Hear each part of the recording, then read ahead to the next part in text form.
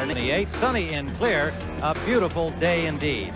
Good afternoon, everyone. I'm Tim Ryan, and of course, this has been an historic weekend in Iceland, and we will be keeping you up to date on all of the discussions between President Reagan and General Secretary Gorbachev with CBS News reports, and we'll be going there with any of the latest developments from the summit in Reykjavik. Well, Terry Bradshaw, let's talk a little football here as we await the 49ers and the Vikings. Last week, the Vikings being dumped by the Bears unceremoniously 23-0 in a game in which Tommy Kramer had a lot of problems, and today they come in against this high-powered offense with some defensive players hurt, but I guess the main thing you got to do is make sure Kramer can throw the ball. Well, the thing that's been so apparent is that the Vikings move the football through the air, Tim, and it's very important that they protect Tommy Kramer. Zimmerman at left tackle got a bad left elbow. He'll be going against Dwayne Borden.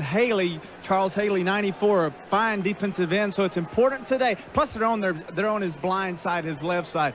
Imperative today, if the Vikings are to win this football game, give Kramer time to throw the football. All right, and of course the Vikings taking on a team in San Francisco that's got Wendell Tyler back in action. He comes off the injured reserve list through waivers, and joining Roger Craig and Joe Cribbs in the backfield certainly lends some punch to their running offense. But last week it was all in the air. Kemp to Jerry Rice. It's very easy to fall in love with Jerry Rice. He's kind of the darling of the National Football League, guy that makes things happen. Today, I think Kemp will try to go deep. I think it would be a mistake. The Vikings are too smart to allow this to happen. Key to victory for the 49ers will be Russ Francis at tight end and Dwight Clark, number 87. I think it's important that they move it around and get the football to these two fine receivers.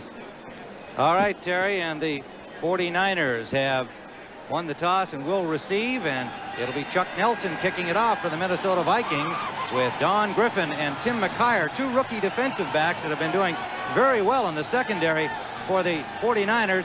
They are back as the return men on the kickoff. And they both arrive at the ball, but Griffin comes up with it, number 29, coming straight up the field. And a good return for Griffin to the 34-yard line of San Francisco.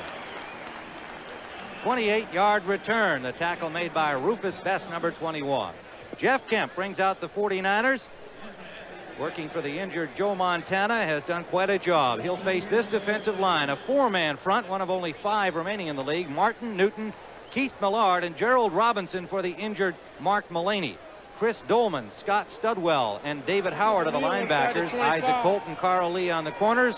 Joey Browner and John Harris, recent acquisition from the Seattle Seahawks at strong safety for the Vikings. A new man this year in that role in Minnesota. First down, San Francisco, and they give it to Roger Craig. Craig, number 33, is just met at the line of scrimmage by a host of Vikings, and there'll be a loss on the play. Mike Stensrud, one of the new tackles, and Doug Martin, number 79, making the tackle. Now, Stensrud from Iowa State, acquired as a free agent from Houston. We'll tell you more about him in a moment. San Francisco with Kemp have Cribbs and Craig in the backfield. Clark and Rice, the wide receivers. Bruce Colley for the injured Bubba Paris. Ayers, Quillen, Cross, Fonhorst, and the tight end Russ Francis. So the Vikings having to hustle Mike Stensrud into the lineup because of injuries to Neil Elshire and Mark Mullaney. Flags everywhere on second down. They had ruled no gain on the play by Craig on first down. Offense, still second down. And it is called against Bruce Colley, the man that's in there for the injured Bubba Paris. Paris, a man who they thought might have to go on injured reserve after he hurt his knee last week against Indianapolis. However, with all of the roster moves affecting a number of important players on injured reserve for the 49ers, they elected to just go a man short, and Colley replacing Paris, who will be out for 4 to 6 weeks, having undergone knee surgery this past week. Kemp on second down and 15. And it's incomplete. Jerry Rice had the ball in his hands but did not have full possession. Isaac Holt put a hit on him, and the ball went loose. It'll be third down. Well, the thing that had happened in last year, Rice's rookie year, was the fact that he dropped a lot of passes. As you see, he's wide open. He beats Holt. Now he comes back. It's a fine throw by Kemp, but Rice takes his eyes off the football and drops it. So it'll be third down. 15 to go. Jeff Kemp having a fine year at 64% passing, 8 touchdowns, just 4 interceptions. Top-rated passer in the National Football Conference. Kemp deep sideline for Rice and overthrows him. On the coverage was number 39, the cornerback Carl Lee. And so the Vikings, with a defense that has been solid since the beginning of the season, holds San Francisco on their first offensive series, and the 49ers will have to punt. One of the things we can keep our eyes on is their ability, Kemp's ability to get the football to the running backs, the thing that Joe Montana was able to do so well. That time Joe Cribbs had gotten deep and was wide open for a touchdown. Max Runniger will punt it. Rufus Bess, the return man, and he takes it at the 32-yard line of the Vikings. And Bess, the all-purpose man, gets over the 40, giving Minnesota good field position. Jim Fonhorst made the tackle after a 10-yard return.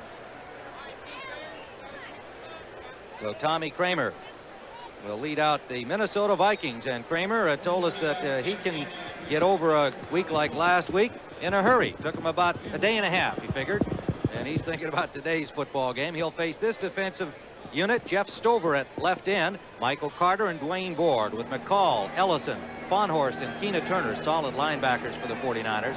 Tim McKyer, a rookie, on the left side. Eric Wright back from an injury on the right, with Williamson and Ronnie Lott. First down pass out of the backfield to Alan Rice, and Rice gets away from the linebacker Ricky Ellison, and a big gainer for Minnesota all the way to the 32-yard line in the infield dirt here at Candlestick Park. A 28-yard gain. Isolating the middle linebacker Ellison, number 50, on the running back, gets him outside. Good job by Kramer going downfield and dumping the ball off in a big play. Minnesota brings out Jerry Rice with Darren Nelson to start the game. Hassan Jones, the rookie wide receiver, and the veteran Leo Lewis. And then this lineup: Gary Zimmerman, a newcomer at left tackle, Huff, Swilly, Tausch, Irwin, all veteran Vikings, and Steve Jordan, the fine tight end. Alfred Anderson and Darren Nelson now the running back pair on the pro set. Lewis in motion. Kramer to throw again. It's complete to the tight end, Jordan, and Jordan gets to the 10-yard line. Eric Wright made the tackle, but twice now they've been able to get men isolated on the linebackers, Terry. 2 big plays. Well, the thing we'd said earlier, give Tommy Kramer time to throw the football. Once again, isolating him on the linebacker, Ellison, number 50. And then, of course, the tight end Jordan catches the football and is in the secondary. The fear of the 49ers is that Jordan is really not, Tim, he's really not a tight end. He's a wide receiver, just happens to be playing tight end position. Yeah, he's got that good speed and the moves that wide receivers have. Keena Turner said he was fearful of what he might do to them. Now Darren Nelson, the former Stanford star, and he's wrapped up at the line of scrimmage. Ronnie Lott, the hard-hitting safety man, knocks him out of bounds for a loss of about a half yard. Number 42, Ronnie Lott, 6-year man out of USC, formerly a cornerback, having some fun at free safety. He's got 5 interceptions, 26 tackles through the first 5 games of the season. It'll be second down. They wind up with about a half-yard gain where it's marked. It'll be second and a long 9. Alan Rice comes back in. Rice and Anderson will shuttle in the plays for Jerry Burns and his offensive coordinator, Schnellker. Swing pass out to Rice, and he gets away from Ellison, but Ellison, with a good reach back, got a hand on his ankle, prevented him from going in for the score, but he's at the 6-yard line, third down. In what is called the red area, the scoring area, you notice there's always a lot of blitzing. The 49ers coming out that time and showing blitz, and blitz isolating the running back Rice once again on Ellison. That time Ellison got the better half. 2 extra defensive backs come in, and Charles Haley, number 94. You heard Terry Bradshaw talk about him as we see the coach, Jerry Burns, the new head man, longtime assistant under Bud Grant, and the head man of the Vikings. Third, they need to get to the half-yard line for a first down. Blitz. And out of the shotgun. Kramer to throw, touchdown. Anthony Carter in front of the cornerback, a 6-yard touchdown for the Vikings. An impressive opening series for Minnesota, and they have opened the scoring here at Candlestick. Tommy Kramer said the guy we're going to work on is McKyer, 22, the left corner. 49ers come out all-out blitz, which isolates the corner. McKyer, man for man, on Carter, number 81. Carter beats him inside. There's no help there. Easy touchdown. A rookie from Texas, Arlington, the 3rd pick of the 49ers, McKyer, and he has 3 interceptions in the first 5 games. but he's also been burned a few times. They like him, they like his guts, and they like his attitude, but he's a rookie, and Tommy Kramer did indeed tell us yesterday that we think we can do some business over there against young McHire. So they picked on him for the touchdown. Nelson will attempt the point after. 59 yards in 5 plays for the Vikings. Holman the holder, and Nelson has the point after. And Minnesota, the first time they touched the ball, has taken a 7-0 lead here at Candlestick Park.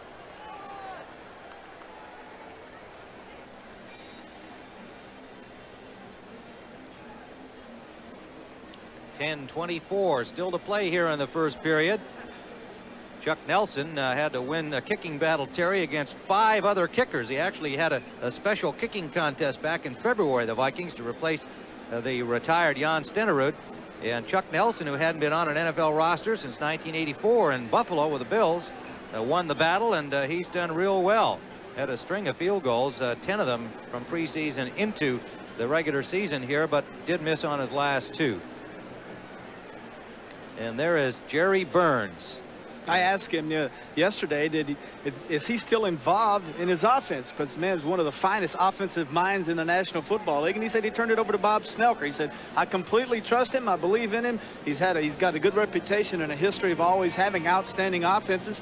And I've turned it over to him. And I said, well, you have no say. So he said, well, really, not the only time is when it's 4th down or we got to make a crucial decision. He said, that's the only time I'll tell him, or else I'll say, hey, run it, keep it on the ground. So Snelker evidently has got the confidence from Burnsy, as they call him. Yeah, and so has the defensive coordinator, Floyd Peters, who he brought in to run the defense, and they did the job on the opening series against the Niners. Let's see what Griffin can do on this return. Shakes off 1 tackle, but again, the hand upsetting him.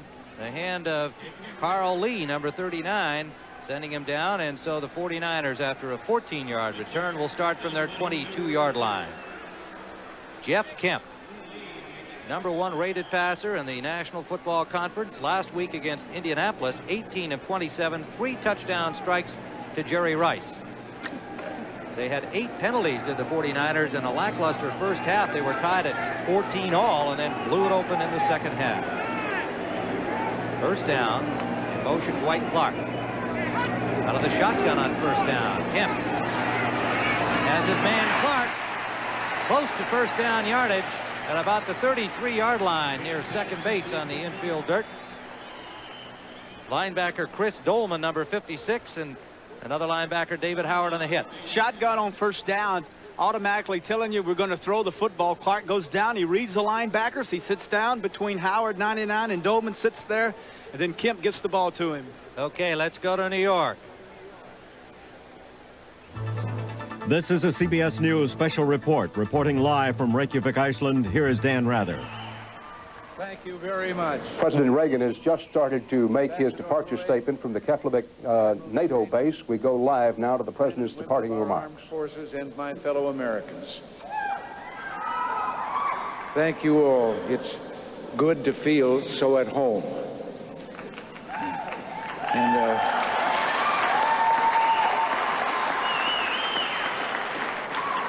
And I want to apologize for being so late. As you know, General Secretary Gorbachev and I were to have concluded our talks at noon after more than 7.5 hours of meetings over the last 2 days. But when the hour for departure arrived, we both felt that further discussions would be valuable. So I called Nancy and told her I wouldn't be home for dinner. She said she understood. In about 6.5 hours, I'll find out. Well, the talks we've just concluded were hard and tough, and yet I have to say extremely useful. We spoke about arms control, human rights, and regional conflicts. And of course, Mr. Gorbachev and I were frank about our disagreements. We had to be.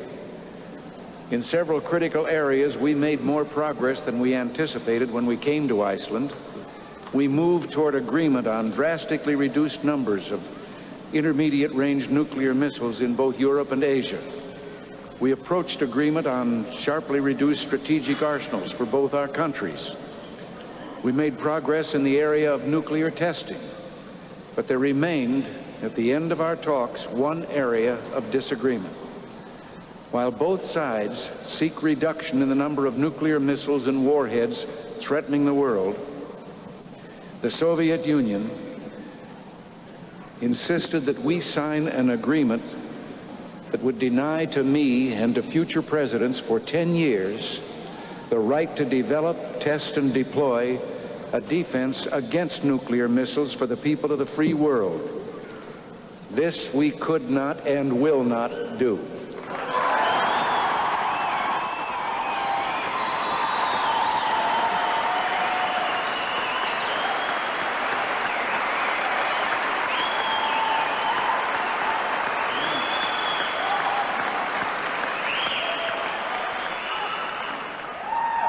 So late this afternoon, I made to the General Secretary an entirely new proposal.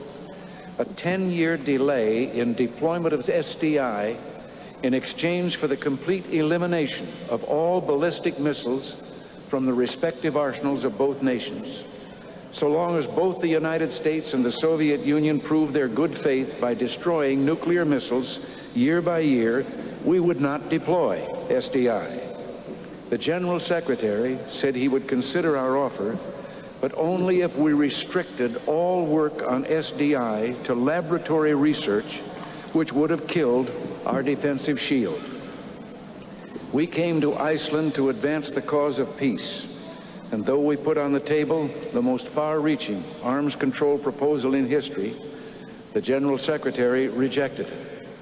However, we made great strides in Iceland in resolving most of our differences, and we're going to continue the effort. But this brings me to my main reason in coming to Keflavik today, to see you all and express my gratitude for a job well done. I hope you all know the importance of your mission here. Iceland has always held a strategic position in the Atlantic, commanding, if you will, the sea between the old world and the new. Since this is Columbus Day, I have to be careful of this, but many of those who believe that the Vikings were the first Europeans to discover the Americas hold that the ancient Norse sailors first heard of North American from an Icelander. And during World War II, Iceland played a crucial role in the battle for freedom. Early in the war, German U-boats began to exact a devastating toll, including the shipping that supplied the British people with food from the United States. Between March and December 1941, the Germans sank ships totaling more than 1 million tons. Churchill watched with growing disquiet as his nation was pushed closer and closer to starvation. In April of 1941, the British established bases on this island for escort groups and aircraft. In July, we joined them with the consent of the Icelandic authorities with bases of our own. These operations, staged from this very island, proved decisive in the balance of the entire struggle. In Churchill's words, the escort groups became ever more efficient, and as their power grew, that of the U-boats declined. Europe was saved to continue the struggle for freedom. I cite all this history because if Iceland was crucial to the cause of freedom then, it is even more important today. The U.S. and Iceland are joined together as members of NATO. And here you are, thousands of miles from home, closer indeed to the Soviet naval bases on the Kola Peninsula than to our own east coast. And in view of those naval bases and other potential threats, you serve as a vanguard for Iceland, the United States, and all the NATO allies. You monitor military air traffic, you track submarines, and you monitor shipping movements in the vital sea lanes between the United States, Iceland, and Europe. You perform all these tasks with efficiency and dedication, in short, with a keen sense of duty.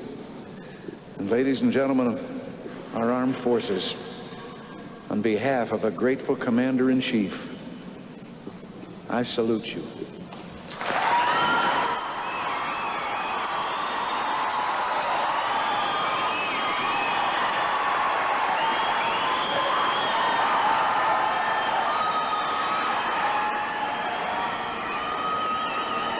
President Reagan speaking live at the Keflavik NATO base here in Iceland as he prepares to depart after a very interesting and, in the words of Secretary of State Schultz, sweeping, important, and substantial potential agreements were reached.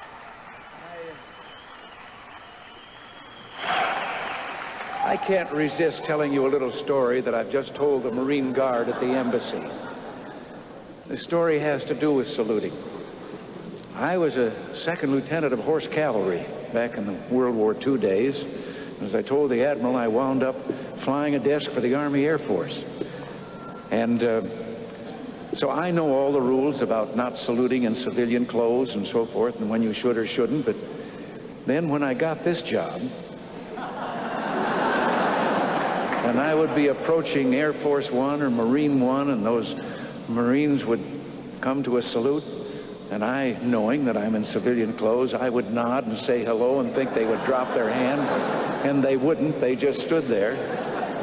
So one night over at the Commandant's quarters, Marine Commandant's quarters in Washington, and I was getting a couple of highballs, and I didn't know what to do. So I said to the Commandant, I said, look, I know all the rules about saluting and civilian clothes and all, but if I'm the Commander-in-Chief, there ought to be a regulation that would permit me to return a salute. And I heard some words of wisdom. He said, I think if you did, no one would say anything.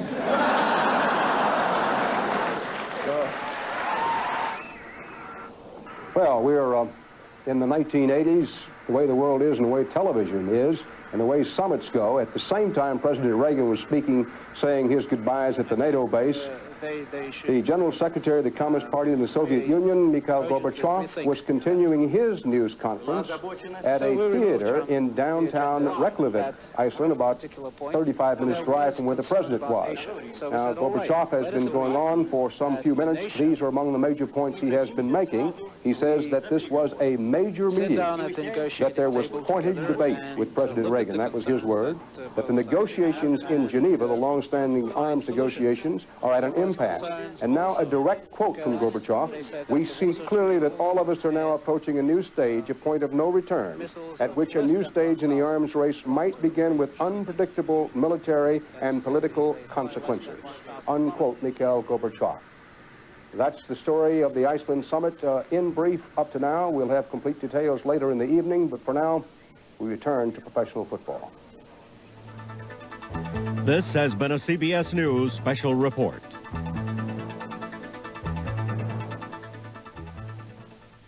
I want to talk to you about something that could change your life. Insurance. This is a policy from one of the world's biggest insurance specialists. For almost any kind of insurance, because you just never know when you're going to need insurance. Excuse me. Hey, you big ape! You know who has to pay for this mess? Transamerica, for insurance and financial services, the power of the pyramid is working for you. Time's running out to play McDonald's NFL Kickoff Payoff. Oh, no! But it just got started! It just got started! Less than 2 weeks left to collect your favorite NFL player trading cards. It's not enough time! It's not enough time! Less than 2 weeks left to play and win great McDonald's food prizes. So let's get going, guys! Come on! So hurry in to redeem last week's cards and collect more. And McDonald's! Wait for me! Hello? Hello. Hello, America, how are you? How do you like the way I'm looking now? I'm the new color Sierra. Let you and I electrify the phone. Oldsmobile quality. Feel it. Tim Ryan with Terry Bradshaw, and we are back with NFL football. The Vikings and the 49ers at Candlestick Park, where it is tied now at 7-all in the first period. And we have 4:01 to play as the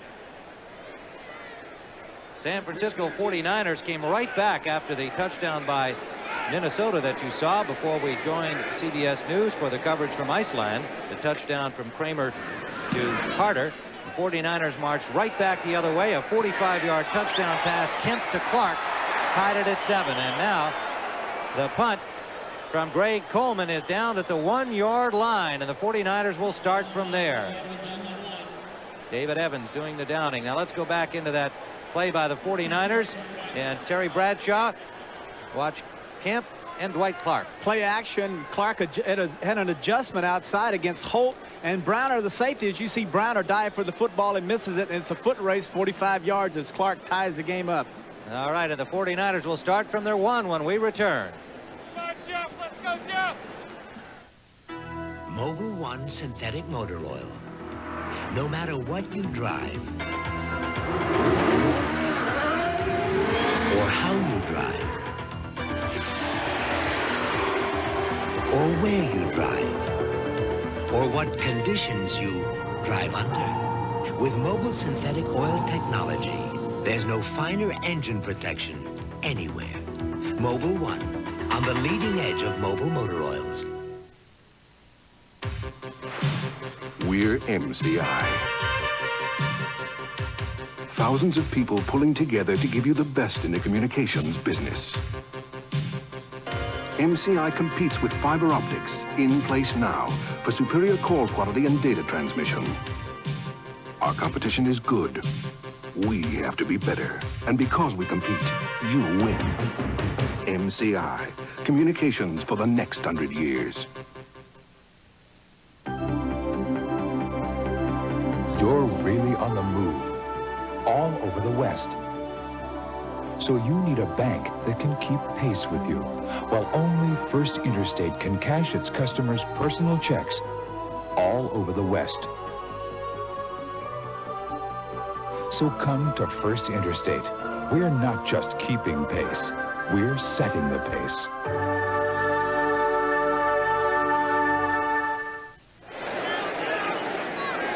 Tim Ryan and Terry Bradshaw, we are back at Candlestick Park, where Greg Coleman's punt down on the 1-yard line by David Evans has the 49ers starting from the shadow of their goal line. Jeff Kemp brings them out. Kemp to Clark, a 45-yard touchdown, tying it up at 7-all, and then they stop the Vikings on the next possession, forcing the punt that has us here at the 1. Intended for Dwight Clark, and off the mark from Jeff Kemp. On the coverage, the linebacker Howard, number 99, David Howard, and the safety man John Harris, number 44. So it will be 2nd and 10, 49ers. The thing the 49ers, Tim, had done last week against the Colts, a lot of play action, hitting Rice for big plays. That time another little play action to hold the linebackers tight, allowing Clark to get out and find a hole. That time good job by Howard as he got underneath and forced Kemp to make a bad pass. Well, Chris has come in along with Mike Wilson, and they stay on the ground. Craig is stuffed at the 1-yard line. A good extra effort. Mike Stensrud, the new tackle acquired this past week from the Houston Oilers as a free agent, 280-pounder, made the tackle. And due to the injuries to Neil Elshire and Mark Mullaney, Floyd Peters and Jerry Burns forced to do some shuffling in the lineup. They've got Tim Newton starting for Elshire, the rookie Gerald Robinson starting at right end for Mullaney, and Stensrud rather than Newton in Elshire's spot. So Stensrud hasn't had a whole lot of practice so far in there in this attacking defense of Floyd Peters, the man right there.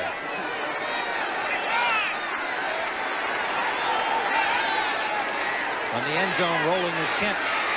Under pressure from Goldman, gets away from him, and it is caught. Mike Wilson at the 20-yard line has a first down, San Francisco. 17-yard gain as Jeff Kemp showing fine composure, rolling out, and then getting the pressure from the linebacker Dolman, found the open man.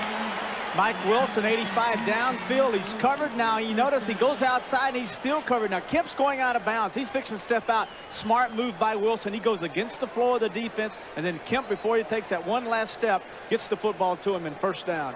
You saw Isaac Holt just completely lose sight of his target. Kemp, now notice Kemp, he holds up right at the very end, and then Studstill, number 55, Studwell, I'm sorry, nailed him. So it is first down.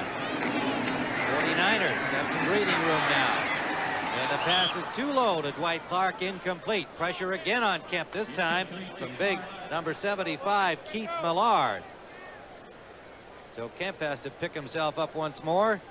There's Keith Millard, second-year man from Washington State. Their first-round pick in 1984, went to the USFL, and then back with the Vikings last year. This guy was a tight end in high school, Keith Millard, at Foothill High in California, and his high school quarterback was Mike Madden, the son of CBS's John Madden. Millard probably wears a scar acquired after catching the pass from young Mike when he was hit by two defensive backs. And the Vikings stuffed Joe Cribbs.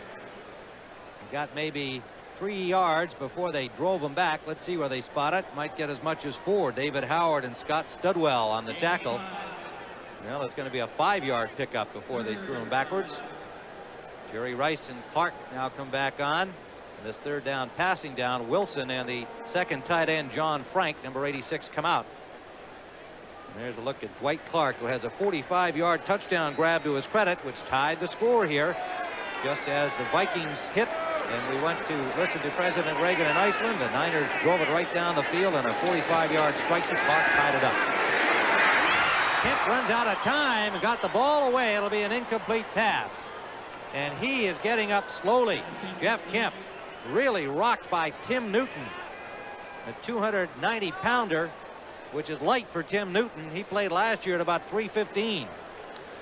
A new characteristic of the Viking defense, Tim, is the stunts. Notice the tackles go down inside. A great job by Stensrud, 74, as he throws Ayers aside. But from the outside comes Newton, and he just decks him. As you also see Stensrud, 74, standing around there watching him. Max Weathergaard blocked in the end zone. It's going to be covered in there by Isaac Holt for a touchdown.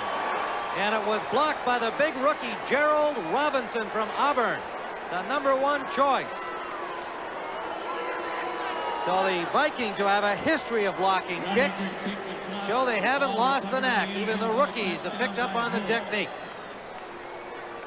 6'3", 255-pound Gerald Robinson, and Jerry Burns said this guy can fly for a big man. Well, for a big man, he was a linebacker at Auburn University, which means, Tim, he had great athletic skills. He could run, he could catch, he could tackle, do all those things, cover backs. That time he beat his man, got inside, and blocked the kick. So the Vikings have an opportunity to move up by 7. Chuck Nelson will attempt the point after. Greg Coleman, the holder.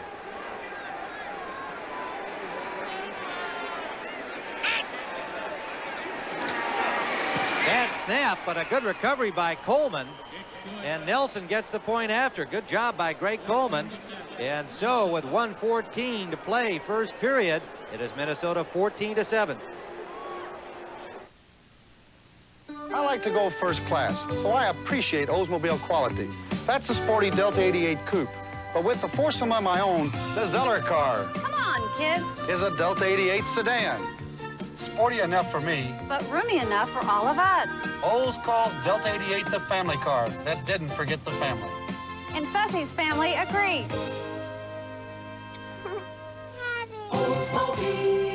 Oldsmobile quality. Feel it. Your newspaper, October 12th. These coupons match them in a Gillette World Series big ticket display. Win cash, cars, box seats at the World Series. Save up to $16 on these products. Big ticket prizes from Gillette. Get this NFL travel bag with your team's emblem and colors free when you buy 10 rolls or more of Owens Corning insulation.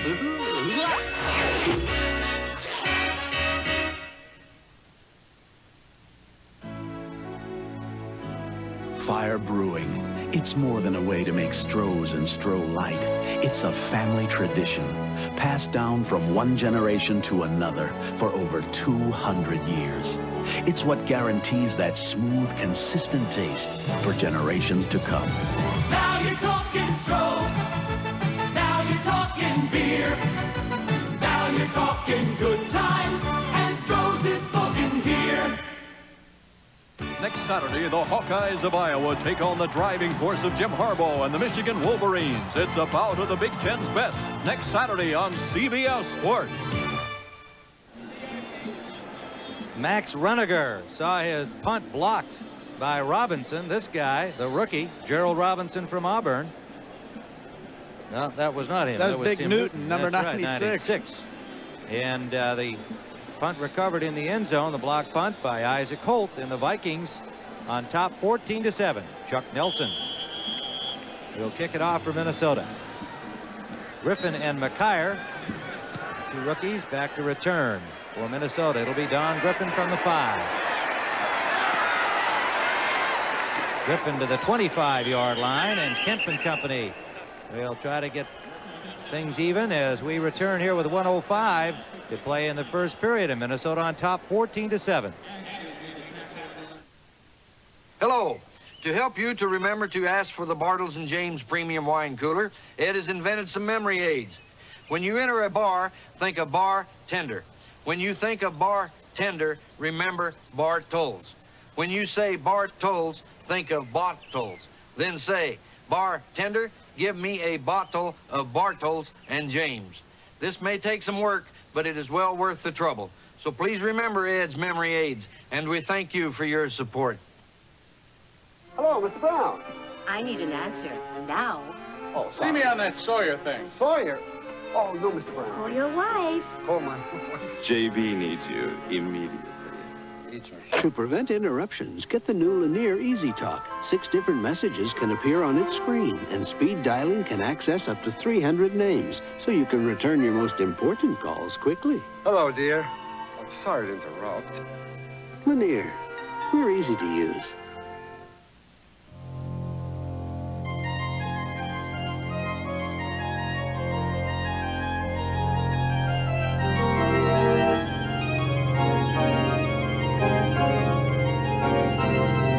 Oldsmobile quality. You'll not only hear it,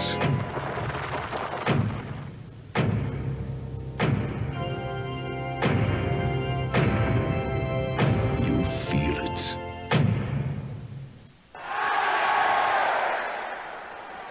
We are back at Candlestick Park and looking at Bill Walsh, the head coach of the San Francisco 49ers, and the crowd here trying to rouse up the Niners to bounce right back from this touchdown as they did after the first Minnesota score. Jeff Kemp will bring him out. And the cheerleaders have got him pepped up. Ronnie Lott said last week he was disappointed in the 49er crowd at halftime, and the score tied 14-all against Indianapolis. They booed the 49ers when they left the field and called them their 12th man. Yeah, he says they're the 12th man, and they let us down last week. We need their support. So players need that more than a lot of them let on. Kemp out of the shotgun on first down. He's got his man Wilson. First down out to the 43-yard line. Scott Studwell out there on the coverage along with the cornerback. Number 39, Carl Lee. 18-yard gain. You get a good idea of just how strong Kemp's arm is he stayed in there and then threw that football across the field, had to travel about 30 yards, and boom, he got it in there with a lot of zing, a lot of zest on it. First down from the 49er 43-yard line. Kemp, who took quite a shot in the last series, apparently all right.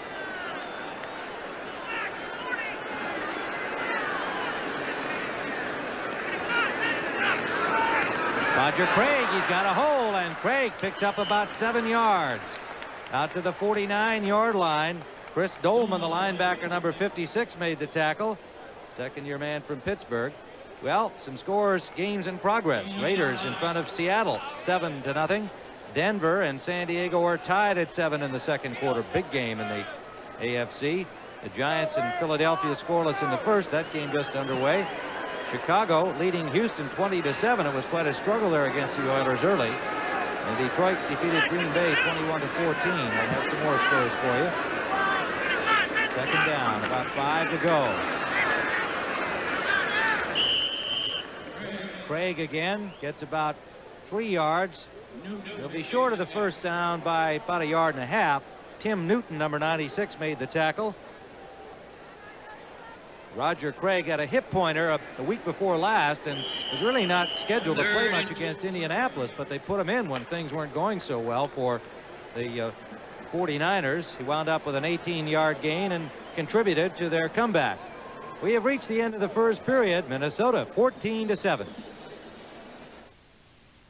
Back Wednesday on CBS. My sister is out there somewhere in trouble. Word had that she was skimming from a man. One tough customer, baby. I hope you nail his miserable hide. You're beginning to annoy me. It could get worse. You could have passed one of them today on a busy street corner like this in any city or town in the nation. There are children who, while playing or walking to school, suddenly vanish without a trace. They're missing children, and they could be anywhere. Hi, I'm Greg Coleman of the Minnesota Vikings. And I know these children aren't missing because these are my kids. This is Kara, Gregory, and my wife, Eleanor. And like any parent, we keep a watchful eye on our kids because we love them. That's why we're concerned with the problem of missing children. That's why we're United Way volunteers. The United Way and its agencies are concerned about missing children and endorse the work of all the voluntary agencies that are trying to find missing children. We can all ensure a greater prevention of the problem by keeping a careful watch on our children and a watchful eye for children in our community. That's why we can say thanks, because thanks to you, it works for all of us, the United Way. This message furnished by the National Football League. CBS Sports coverage of the National Football League is sponsored by Bartles & James Premium Wine Cooler. Thank you for your support. Harris Corporation and their business products divisions. Lanier, we're easy to use. And by Oldsmobile Quality. Feel it at your nearest Oldsmobile dealer. Tim Ryan with Terry Bradshaw. We are at Candlestick Park. And the ball is at the 49-yard line of the Minnesota Vikings. It'll be 3rd and 2 for the San Francisco 49ers, trailing 14-7. And the go-ahead touchdown off a blocked punt. The rookie Gerald Robinson blocking the punt of Max Runader. Isaac Colt, the cornerback, falling on the loose ball in the end zone. Last time the Vikings accomplished that back in 1983, but they've had 2 blocked punts this season. The pass is complete out to Joe Cribbs, and he has the first down with John Harris on the tackle, number 44.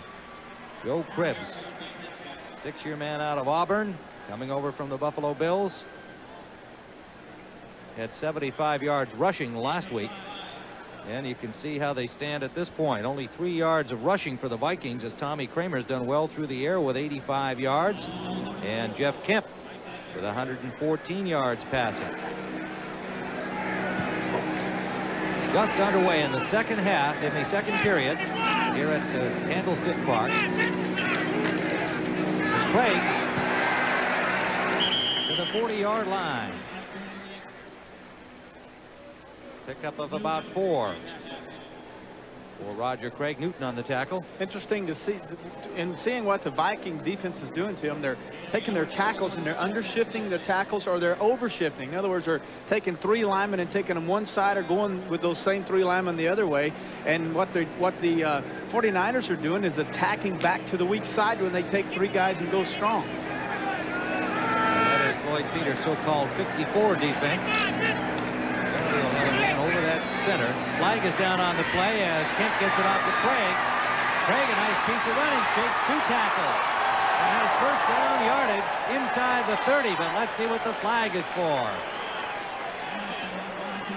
Willie Teal made the tackle. Teal now in Harris's spot at free safety for Minnesota. Teal just off injured reserve, and the flag is against San Francisco. There you see Mike Morosky with Bill Walsh. Morosky now the backup man for Jeff Kemp with Joe Montana down. Morosky became the backup. Number 80, offense, still second down. Jerry Rice charged with illegal motion. It will be second down and 11. Dolman has come out of the Vikings lineup. Chris Martin, number 57, 4-year man from Auburn, in at that position, left linebacker. Second and 11. Pass quickly out to Russ Francis, the tight end, and wrestled out of bounds. A little test of wills. Joey Browner, 205 pounds, against the 245-pound tight end Francis. With everyone concentrating on Rice that time, they brought Russ Francis out wide in motion. and then they'll take Rice down inside. The flow goes down inside, leaving Francis outside. No one there. There, wide open. Now you see Browner from his strong safety spot. He has to come up and tackle a guy that weighs 6'6" and 240 pounds. A little bit of a mismatch, would you say? Walker Lee Ashley and Joe Phillips in the game now defensively. Phillips, the second-round pick from SMU. Number 91 a tackle. Third down about 2 yards, and open the tight end, Frank. Frank has the first down and then some to the 21-yard line of Minnesota. Driven out by Carl Lee. So the imaginative offense of Bill Walsh starting to show itself here with the tight ends involved. Top right of your screen, you see Frank, 86, in motion. This gives the quarterback a read of blitz or zone. If someone runs with him, then it's man. No one goes with him. He's wide. He's left alone. As you see, Carl Lee, 39, he has to make the stop. What we're seeing is isolations, getting their tight ends open, and then a good job by Tim, of getting the football to them. I think it's fair to point out that you predicted most of this at the beginning of the game, Mr. Bradshaw. They'd be working to the tight ends and Dwight Clark. Loose ball. What a pickup by Joe Cribbs. An alert play by Joe Cribbs, who was the trailing back. And he picked up the ball on the bounce and managed to get near the line of scrimmage. There might be just a slight loss, if any. Well, in today's imaginary offense, this could have been a design play.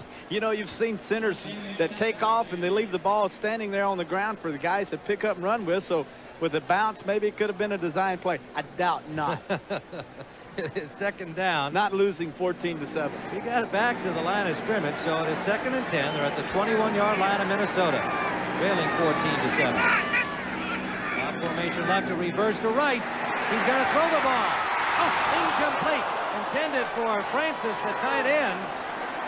Jerry Rice had a little zip on that on the run. Mr. Bradshaw, you had to enjoy that little show of an arm by the wide receiver Rice. Well, a little razzle-dazzle. Normally you set it up with a sweep and find out if you have people chasing. If you have no containment back, then you run these reverses and then get people out and try to get the football to them. Now you see a little play action. Now Kemp goes out. He hands back to Rice. Now Rice is going to do a nice little pass. Good spiral, too. That was a good pass. You bet. Russ stretched out, but he couldn't get it. A defense I want to alert the fans for, and we'll get it for them as the game goes on, is a buzz defense, Tim. And this is the thing that the Vikings are now doing with strong safety Browner and blitzing him and switching his assignment with the linebacker on his outside Dolman. So the buzz defense has been a very important part of the new aggressive style of the Vikings. We'll be watching for that as things progress. It is 3rd down and 10 for the 49ers. Joey Browner, the injured player, but he was up and all right as you saw. Now pressure on Kemp. Loops one out of bounds here. Had nobody open. And the pressure coming from Doug Martin, who's already got 4 sacks to his credit. Big number 79. 4 sacks in 5 games. The veteran from Washington.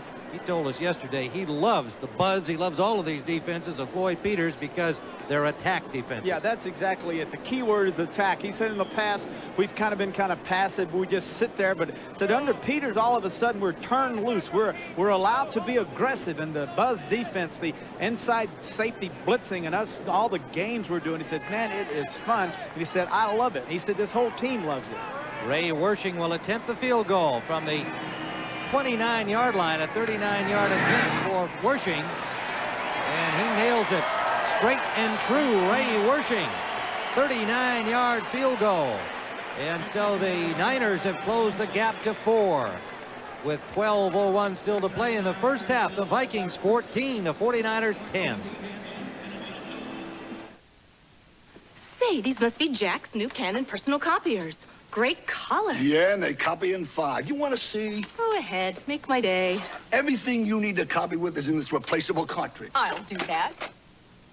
Good thing Canon has PCs for every personality, even pussy agents. Lighten up, Jack. These new Canon personal copiers are light. Put one in my car. What a guy. Personal copiers for every personality. For information, call toll-free 1-800-OK-Canon. Ramada wants to know what makes John Madden mad. Try to get some special treatment in a hotel. You show them your gold card, your silver card, every precious metal card in the book, and they still treat you like a nobody. But don't get mad. Just get yourself a free Ramada business card. One little red card, get your preferred room rate, express check-in and check-out, and more. With treatment like that, why carry anything else? Yeah. Next time, Ramada. Call 1-800-2-RAMADA. The beauty of patience is its gentle persistence, but the power of patience is anything but passive. For proof, we introduced the new generation of Mitsubishi trucks. This Mitsubishi has been patiently crafted to be an exceptional value, with a new shape, a new interior, and all the strength of more horsepower per liter than ever before, which proves that even patience likes to kick up a little dust. Mitsubishi. Wednesday on CBS. The man who attacked her wants to finish the job. He's gonna kill me. I've come here to help you. The Equalizer. Tim Ryan and Terry Bradshaw at Candlestick Park, where this man, Ray Wershing, has closed the margin to 4. And the 49ers used up 5:15 on the clock, going 54 yards in 11 plays. The Vikings holding him to the field goal, and Rufus Best from the 5-yard line, tackled from behind. Dropped by Torrey Nixon, number 20, at the 21-yard line. So Tommy Kramer brings out the Vikings offense. Last week against the Bears, 7 sacks, 2 interceptions after he had been the number 1 rated quarterback through the first 4 weeks in the NFC. A difficult day against the Super Bowl champs, but they're looking sharp here in the early going.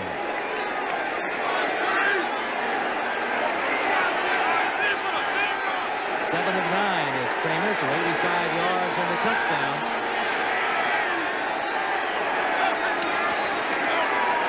Quick drop, and he's got his man. Leo Lewis scrambling around, gets near the 30-yard line, short of the first down. Carlton Williamson, number 27.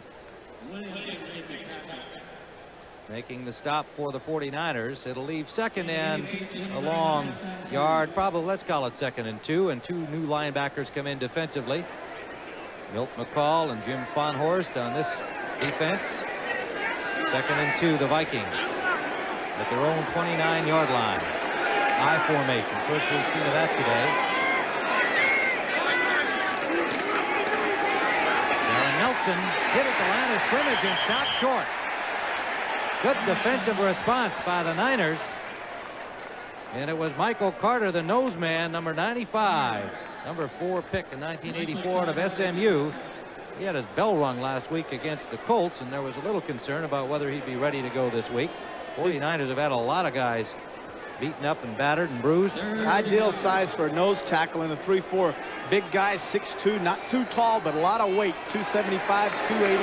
Really plugs up the middle, takes 3 blockers to move him out. That time he did a good job of shaking them all off. 3rd and short. They've got an extra tight end in and a tackle lined up there for the blocking. Darren Nelson is not going to make it. Slipped on the infield dirt, but the 49ers were ready for him. Walter and Eric Wright have plugged it anyway. I'm not sure if he hadn't slipped, but he would have made it. It's a quick pitch to the left, as you can see, man in motion to give a block and knock it out to Darren, but he's no one there. You know, really, you can get too fancy, Tim, with plays down here. You're only like a yard. Get up inside, get your guys inside, get a lead blocker and try to, you know, jam it out. But to throw a ball out like that with no support, no blockers outside, to me, just defeats the purpose. Good job by Eric Wright. He came back last week off injured reserve, an injury that went all the way back to last year, and he's still not 100%. He was there on that play. Coleman's punt. Don Griffin is the deep man, takes it at the 25-yard line of the 49ers. Away from one man, by some running room. Oh, open field tackle, or he was gone. That was Wayne Wilson, the former New Orleans Saint. A 47-yard punt, a 19-yard return by the rookie Griffin. You're going to see Griffin, you know, really the key to these punt return guys, you set up blocking. You go one way, get the flow, then you cut back. Now, here's his cutback. Now he's leaving everyone behind him. Now he sees the alley and he explodes up in the alley. And had not have been for Wilson, then I think he would have gone all the way. We'll be back at Candlestick, Minnesota, 14-10.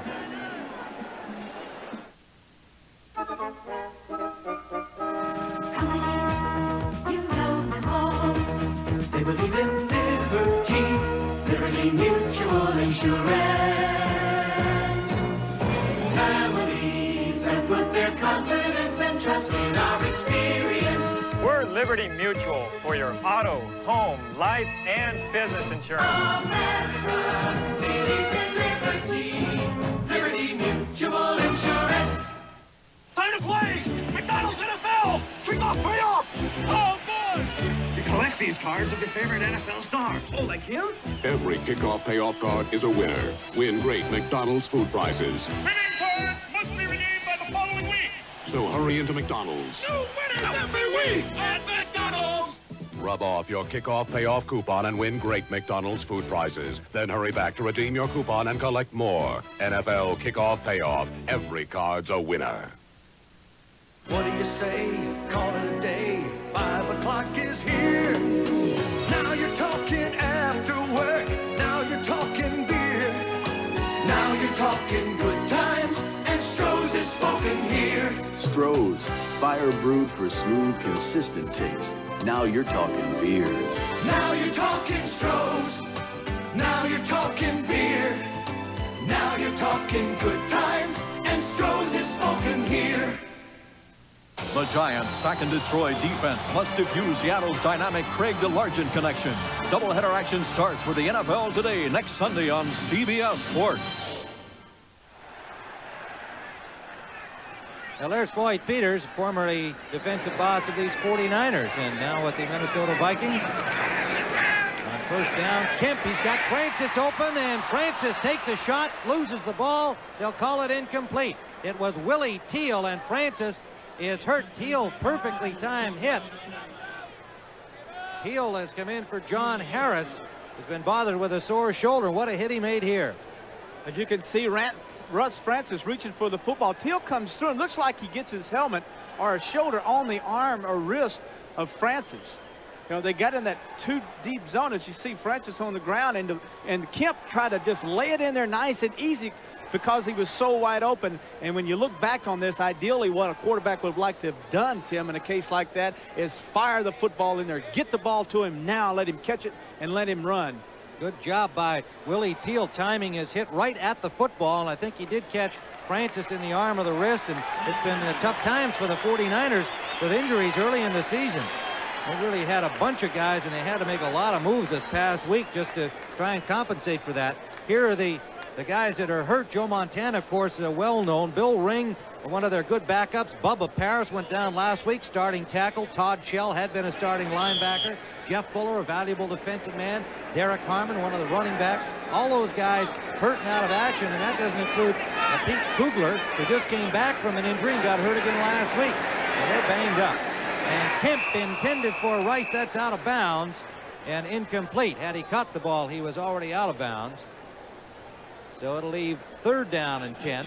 And talking to the defensive people for the Vikings, the thing they were going to try to do is get both their safeties wide and outside, Tim, to take away the deep threat and not allow the 49ers to get Rice or any of their other receivers man for man on their corners. So they're playing in what they call that too deep zone. And what the 49ers are going to have to do is attack the center. You attack the middle like they did a while ago when Francis was wide open and they had that incompletion. Kemp is now 8 of 16. 43 yards and a touchdown. In time, now he hits Rice again, and Rice complete for a first down.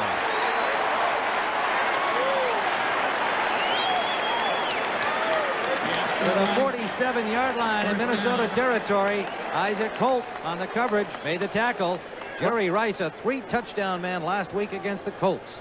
The Vikings are blitzing more. They're being more aggressive. That time, Holt had Jerry Rice man for man, a crossing routes. Boy, you love it when you got a guy trailing like that. Kemp got Rice the ball. Rice got the first down. San Francisco Bay Area media referring to him now as Instant Rice, Wild Rice. They have a lot of fun with that. Vikings have their own Rice, Jerry Rice. This is Cribbs. Good defensive work by the Vikings. Screening out the left side and shutting it down after a gain of 2 at the most.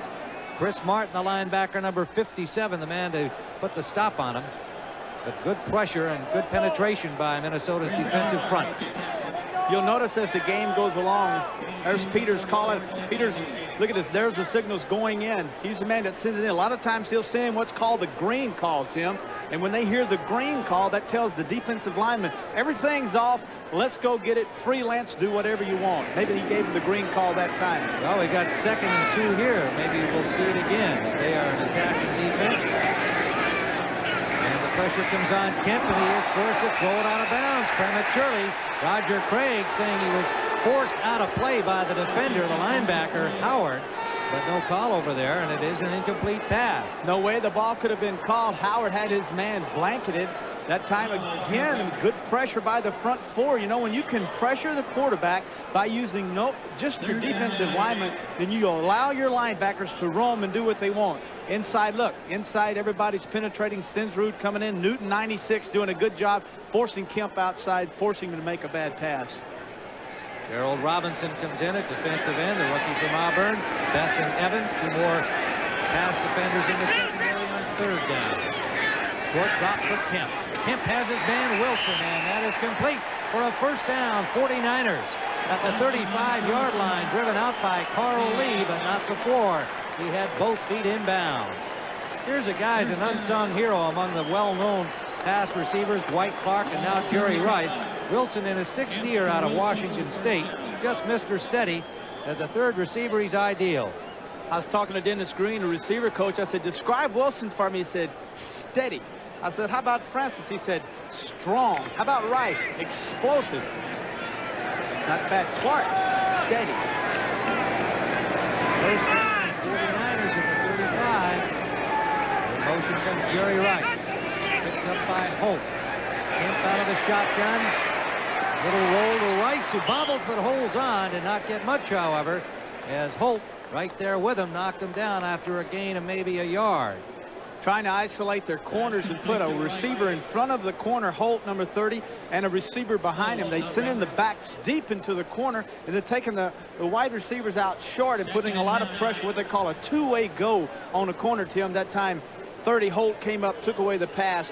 Craig was wide open behind him for a 25, 30-yard gain. It'll be 2nd and 9. And there's Jeff Kemp coming over from the Rams, and the backup to Joe Montana finds himself as the main man.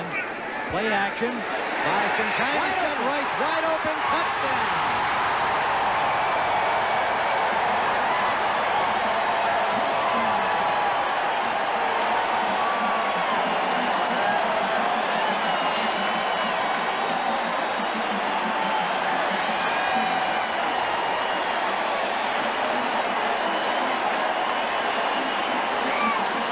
Well, they were patient, and they got this play they've been waiting to hit. Once again, a play action. They hit the Colts for 3 touchdowns off of play action. Another play action, and a miscue in the secondary of the Vikings. Rice wide open. Once again, you got to love the Kemp to Rice combination.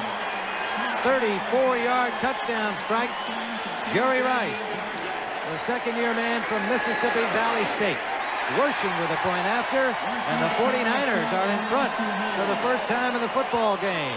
We have 6:52 still to play in the first half at Candlestick. 17-14, 49ers lead. Seagram's Golden Wine Cooler brings you the winning edge. The winning edge is often a matter of raw power. It can intimidate, dominate, and ultimately be the key to victory. Earl Campbell was a classic example of a player whose game was built on power. 4 times in 1980, his tremendous strength powered him to 200-yard games. For 3 seasons, Earl Campbell led the NFL in rushing and took Houston to the playoffs with a power that gave his team the winning edge. What would you like? Oh, I don't know. What do I feel like? Why not try something you've never had before? Is that a line? No, it's a drink. Seagram's Golden Wine Cooler. It's wet, it's dry, it's new, and it's Seagram's. You sound like a commercial. You buying it? The drink? Yeah, but not the line. It's a start. New Seagram's Golden Wine Cooler. It's wet and it's dry. The beauty of patience is its gentle persistence, but the power of patience is anything but passive. For proof, we introduced the new generation of Mitsubishi trucks. This Mitsubishi has been patiently crafted to be an exceptional value with a new shape, a new interior, and all the strength of more horsepower per liter than ever before, which proves that even patience likes to kick up a little dust. Mitsubishi.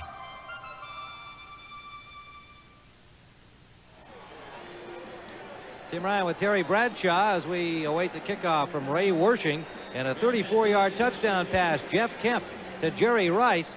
And Terry, you could just feel that somehow that was going to happen, that they were setting it up with the runs, Craig, Cribbs, and suddenly, bing, that play action, they hit it. Well, you get down on the 20-yard line, you got everybody playing tight coverage, play action, the safety came up, Rice went right by him. Same thing happened last week in Indianapolis against the Colts. Rufus Best, Wershing's kickoff from the goal line, and Best gets up to the 25-yard line, is dropped there. And the first man on him, Tom Cousineau, picked up from the Cleveland Browns, once a highly touted linebacker out of college, went to Canada, and somewhat of a reclamation project here for the 49ers. Bill Walsh thinks that he may be all right here. California leading Boston 3-2 in the 7th inning in the American League Championship Series, and the Angels leading 3-1 could close it out with a win today. Stunning game last night won by the Angels. In fact, 2 thrillers yesterday with the Mets winning the final homer by Dykster in the 9th inning. Football here. That is Darren Nelson, man. Not much room for him. 1 yard, 2 at the most.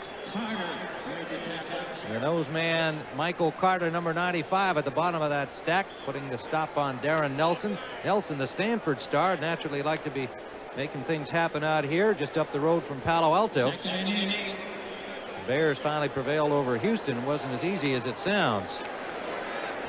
And look at that, the Jets in New England, 31-24 final score. Atlanta over the Rams today, so Atlanta moving to 5-1, 5-1 rather, in the Western Division. The Niners win here today, they be tied atop. And the Niners stiffening defensively. Stop the Vikings on that play, Allen Rice, after a gain of maybe 1 yard. It'll leave 3rd down. And 7 to go. Nixon and rookie Larry Roberts come in. There's the final by Atlanta. Atlanta moving to 5-1 with a victory over the Rams. The Rams fall to 4-2. So the Falcons have at least a share of the lead in the NFC West, depending on the outcome of today's game. Leo Lewis, Hassan Jones, Anthony Carter, 3 wide receivers for Kramer. Gets the time, hits Lewis, and Lewis hit right near the marker where he needed to get for a first down. Quite a hit by Keena Turner, and let's see how they spot the ball. It's going to be very close. Right at the 35-yard line on the infield dirt here at Candlestick. Referee Dick Jorgensen calls out the chains.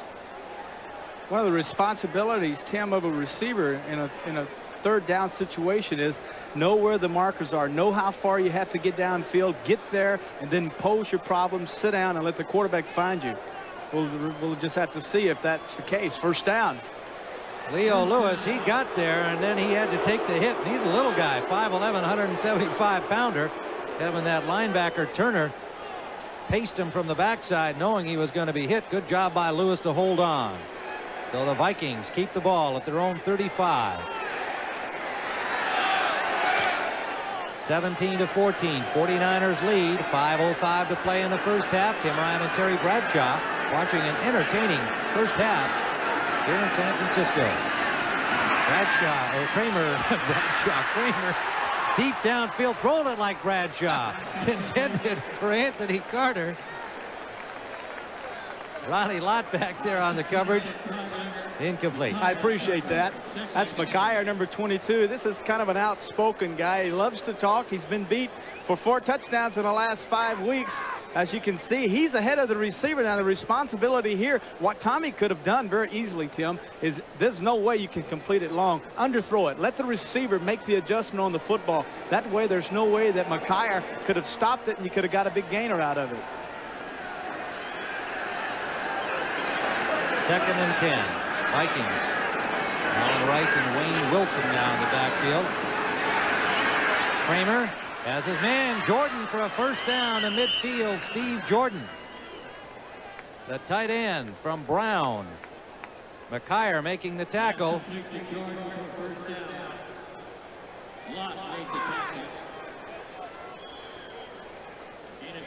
There's McKyer, 22. That time rolling out to the right. McKyer, top of your screen, right in the middle. Backing up, backing up. As you can see, he's got his man. Now he makes his move. Tommy says, no way I can get it there. But then he sends Jordan a crossing and gets him the football. First down, Vikings, right at the midfield stripe. Trailing 17-14. Kramer wants to throw, gets lots of time, and throws it deep. Nobody there. And Kramer complaining about something. There is a flag down. Now, whether the man he was going to try to hit downfield got tied up by a 49er, we'll possibly find out. There is a penalty signaled against San Francisco. Taking a play out of the 49er playbook. Kramer coming out with a play action pass, looking one way to get the defensive back. Personal foul, a jam to the face. Number 21, defense. First down. Eric Wright, the veteran from Missouri, called what sounded like a blow to the face of some kind. We didn't hear that transmission perhaps as well as you did at home, but nonetheless a personal foul against Wright. And first down. Kramer coming out with a play action, trying to get these safeties out of the middle of the field so he can come back and throw to the left. Now he's coming to the left. Now he's just going to throw the football away. Now he just throws it away. Now he'll point, and he said, hey, ref, did you see that? He's pointing right at number 21, Wright. Ref said, okay, I see it. Down with the flag. First down, Minnesota. Down at the bottom of your screen, look at the right hand of Wright, right to the face mask of the receiver at the no-no. Looked like Anthony Carter, I believe, trying to get into the passing routes. Ted Brown is in now with Alan Rice for the Vikings. Play action. Kramer steps up in the pocket and can't get it away. Intercepted.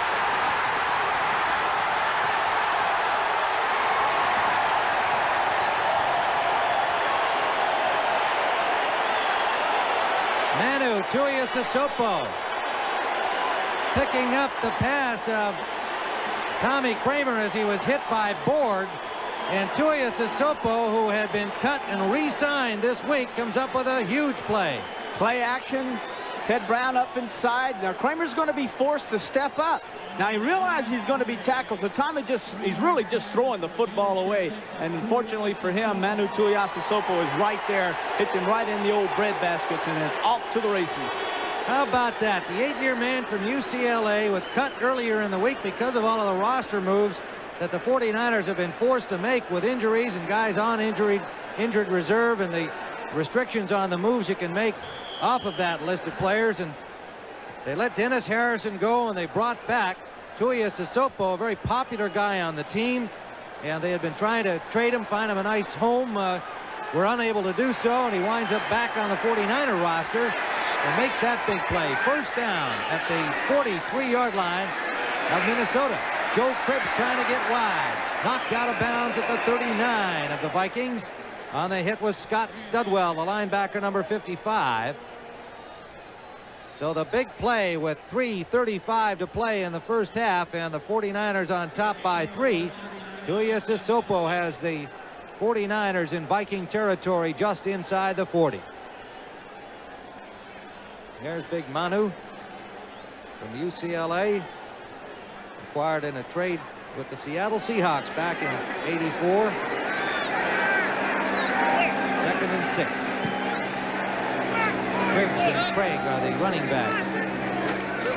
And they give us to Roger Craig, and Craig is wrapped up by Big Tim Newton, number 96, and the linebacker Martin, number 57. It'll leave third and about 3 for San Francisco. Trying to get more points on the board before halftime. 2:48 and ticking down. It's going to be 3rd and 4.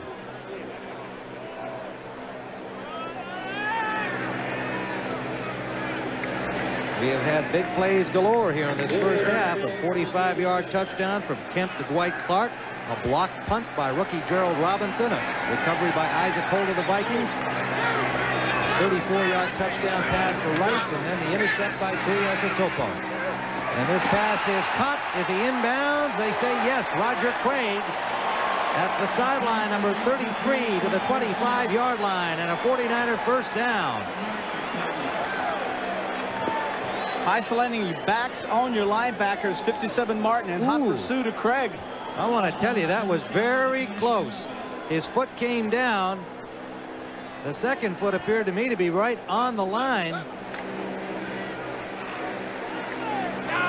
You're going to see him reach. There's 1, 2. You're right, Tim. Out of bounds. Incomplete. Well, depending on the angle, as usual. You know, that's not foolproof. And you know, I hate instant replay.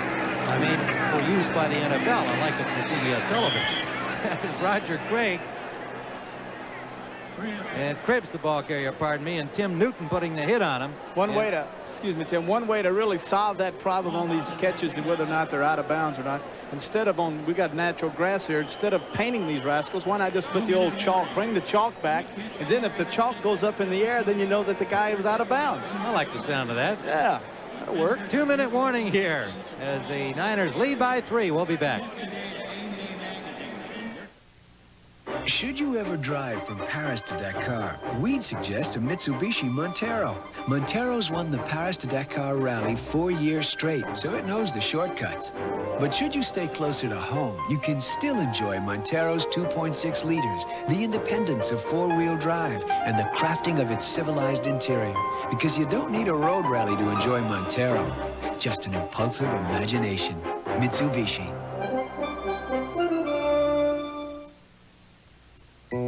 Where you been? Busy. My son's home with the family. From the city? Must have cost a bundle. He just got a big promotion. Your son? Yep.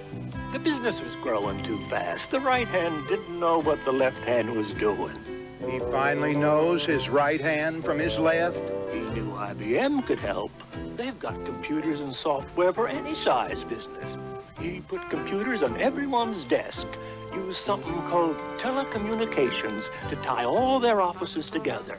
Now everyone knows what's going on, from L.A. to New York. No one understands what's going on in New York. How'd your son know IBM did all that? He's a smart boy. Smart boy, I'll say. Smart boy. Who'd he take after?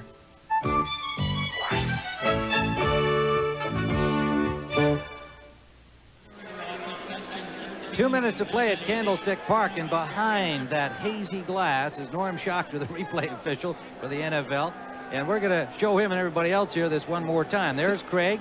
Now there he got the ball now, one down. Now watch his right heel. Right heel hits first. That's part of the foot.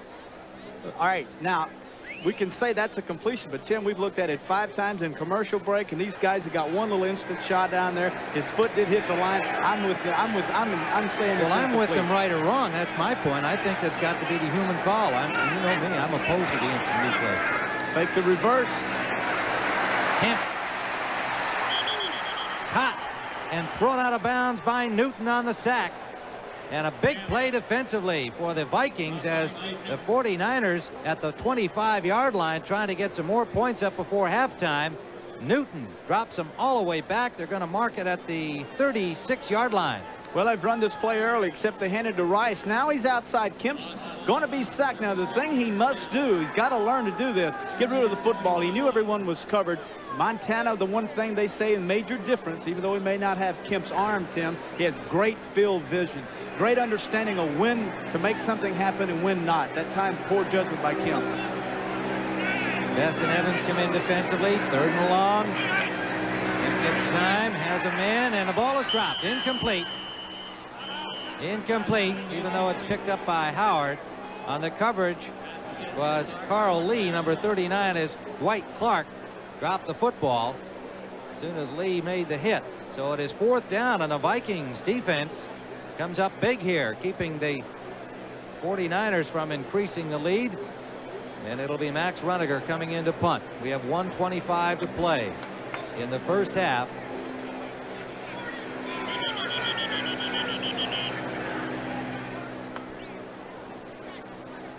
Got an extra ball on the field they got rid of. I've seen times when I would have liked to have had 2 footballs at the same time. Runniger standing at the 50 will try to angle for the corner. 3 Vikings deep, lined up along the 10-yard line. Runniger delicately punts that ball, and let's see what kind of a bounce it gets. can't get it. It'll be a touchback. Nice try by Runiger and his punt crew. But the Vikings will have it at the 20-yard line with 1:16 still to play. Kramer can be dangerous in this circumstance.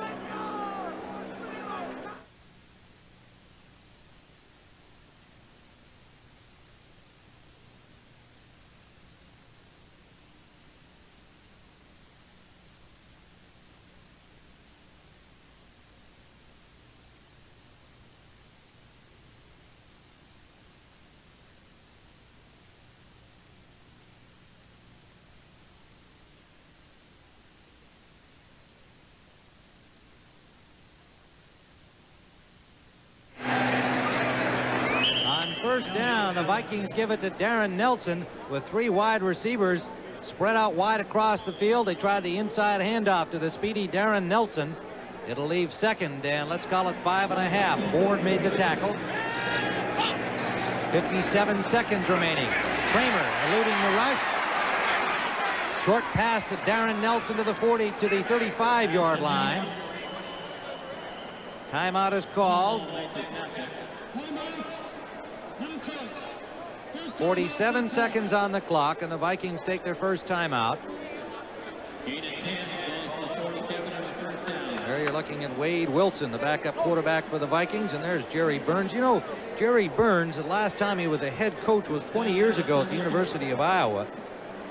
So what I like best about Burnsy's history, and they call him Burnsy up there, and what I like best about him is that he played as a quarterback on the 150-pound team at the University of Michigan right after World War II.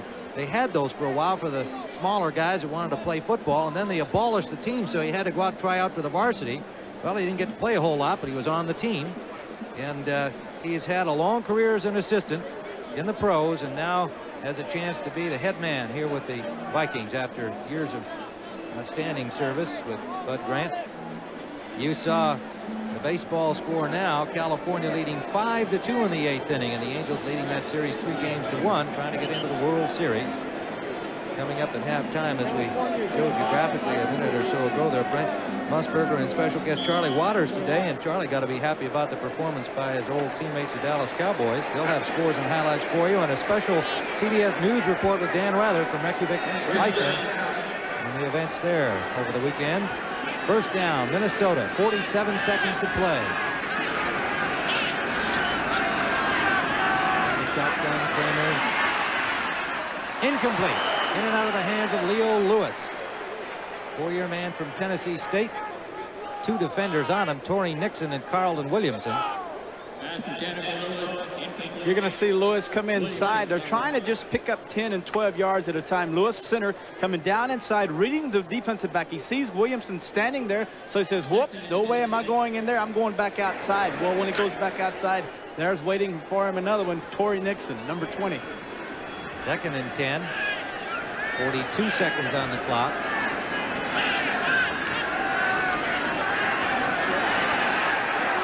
Kramer, short pass again to Darren Nelson, trying to get him in some open field. Gets to the 42. 30 seconds and counting, and they get it stopped for another timeout. Charles Haley and Tom Holmoe on the tackle. Taking another timeout, running 2 plays, calling 2 plays in the huddle, Tim. They don't make the first down, then they're going timeout. What they'd like to do is get down inside the 30, put their man in shape to get a field goal. 2 plays, but they're not making first downs. Darren Nelson, 237 yards rushing coming into the game. Next Saturday on CBS Sports, you'll see number 10 ranked Iowa. The Hawkeyes take on the number 4 ranked Michigan Wolverines, 2:30 Eastern time. And Jim Harbaugh having himself a fine season with the Wolverines. That's an important Big Ten battle next Saturday on CBS Sports. Iowa and Michigan, 2:30 Eastern time, 11:30 out here on the West Coast. We have had an absolutely wonderful afternoon of weather here and a well-played, entertaining first half with the 49ers leading 17-14 after the Vikings took the early lead and led 14-7 at the end of the first period. But a Wersching 39-yard field goal, and the pass from Kemp to Rice from 34 yards away has the 49ers on top. Remember, Atlanta defeated the LA Rams earlier today in Atlanta to move to 5-1 atop the NFC West. And the 49ers want to keep pace. for the Vikings. They're at 3-2, trying to stay in second spot behind the Chicago Bears, who are now at 6-0 after a victory over the Houston Oilers earlier. Third down. Kramer. It's good time and has a man in the middle. That's Leo Lewis again, and Lewis gets to the 45 of the 49ers, 22 seconds, and the final timeout now called by the Vikings. 21-yard pickup. Kramer to Leo Lewis. Next week, our NFL coverage begins with the NFL today, and these 49ers will be in Atlanta. Again, another important matchup within their own division. Or some of you will see the Bears at Minnesota. Likewise, an important matchup in the NFC Central Division. And then the doubleheader game will feature the Giants at Seattle against the Seahawks. Check your local listings to see which of the first games you'll see in your area. How about the Vikings? They only get 2 weeks off. I asked Tommy Kramer about that yesterday, and then 2 weeks later they got to play the Bears again with the memory sharp from last week's 23-0 defeat. I thought Kramer's answer was very sensible, didn't you, Terry? He said, actually, we just soon play them right away like that. If we get to fool around offensively and so on, they pick up some more stuff. They see us in their game films this way. We can make some changes, and they're not able to prepare for it. And I think also there's just kind of a feeling that they got whooped so badly last week that they're eager to get back to show that they can play with the Bears. Well, you play a football team, you have so much knowledge, and this is what Tommy was saying. We already are well prepared. We just add a few new things, take away a few old things, and they think they can beat the Bears. 22 seconds left in the first half here at Candlestick. Kramer can't find the man, now goes to the short man again, and they're out of timeouts. That stops it with 16 seconds left. But it'll be second down. Lewis, the intended target. The deep men have been well covered downfield by the 49er secondary. What they've done with their secondary is take their corners and extra safeties and prevent any reception on the wide sides, which would automatically stop the clock. They're forcing all the receivers inside, and then they're doing a good job of covering them, and Tommy Kramer can't find anybody open. Hey, there's nobody open. That's pretty simple. That's right. And they have 16 seconds now with a second down. Kramer 13 of 19. 146 yards and a touchdown, 1 interception. Now up the middle. No, miscue there on the route. It'll be incomplete with 11 seconds left. There's a misread by Kramer and Lewis. Lewis going down the middle. It was a big hole there, but there was a safety in the middle. Kramer read the two safeties go wide and split. He automatically thought Lewis would continue his route, so he threw it down the middle. Lucky for Kramer, he threw it too far. It would have been intercepted.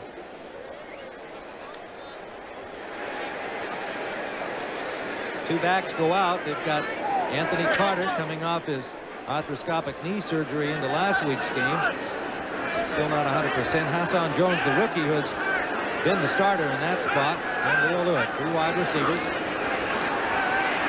And this is the Hail Mary up for Jones, and it is incomplete.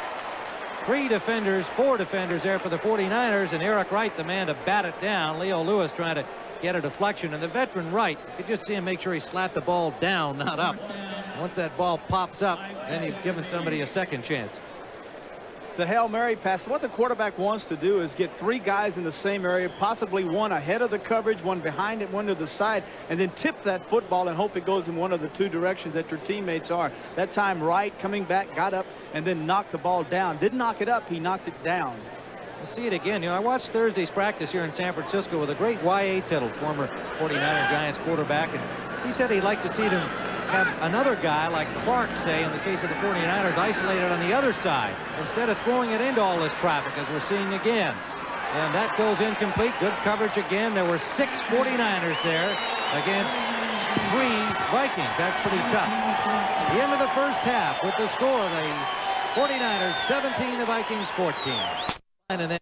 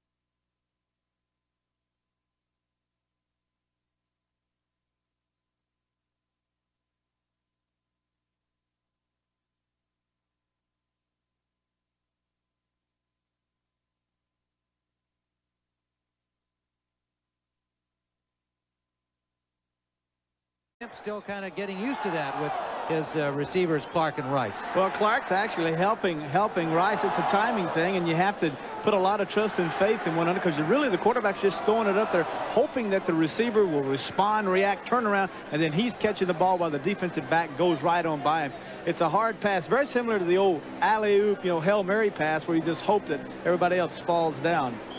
Well, Wershing will kick it off, and we are about to begin the second half with the 49ers on top by 3. Rufus Best from the 2-yard line. Vikings missing Buster Rhymes in this department, but Best gets it up to the 25-yard line. And there'll be a flag for an extra hit out of bounds on Rufus Best, so he's going to turn his return into an additional 15. Charles Haley, the rookie, number 94, giving him a little extra shot out of bounds. Personal foul, hit out of bounds on a kicking team, 15 yards, first down. Well, you're going to see Best as he finally realizes he gets as much as he can get out of this kickoff return. Steps out of bounds. He lets up. Now, here's the shot. Boom, right there, 94. You can see Haley comes in. Down goes the flag. Buster Rhymes on injured reserve with a fractured wrist. There's a look at Haley, the rookie, who will get a little lecture on that, I'm sure, from Walsh and the special teams coach.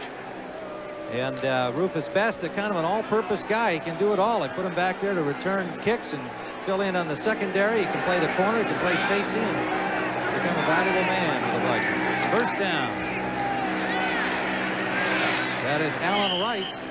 Not to be confused with Jerry. They are not related. Alan Rice, the third-year man out of Baylor for the Vikings. Third-round choice in 1984. Interesting, in 84, they took Alfred Anderson from Baylor, number 2, and his teammate Alan Rice, number 3.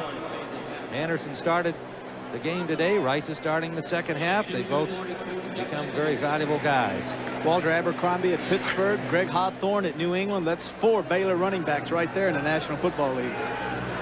Second down and about 8. Vikings at their own 31-yard line. And it's Rice again. He's got a lot of blockers out there trying to pick his way, and he does. Good job for a first down.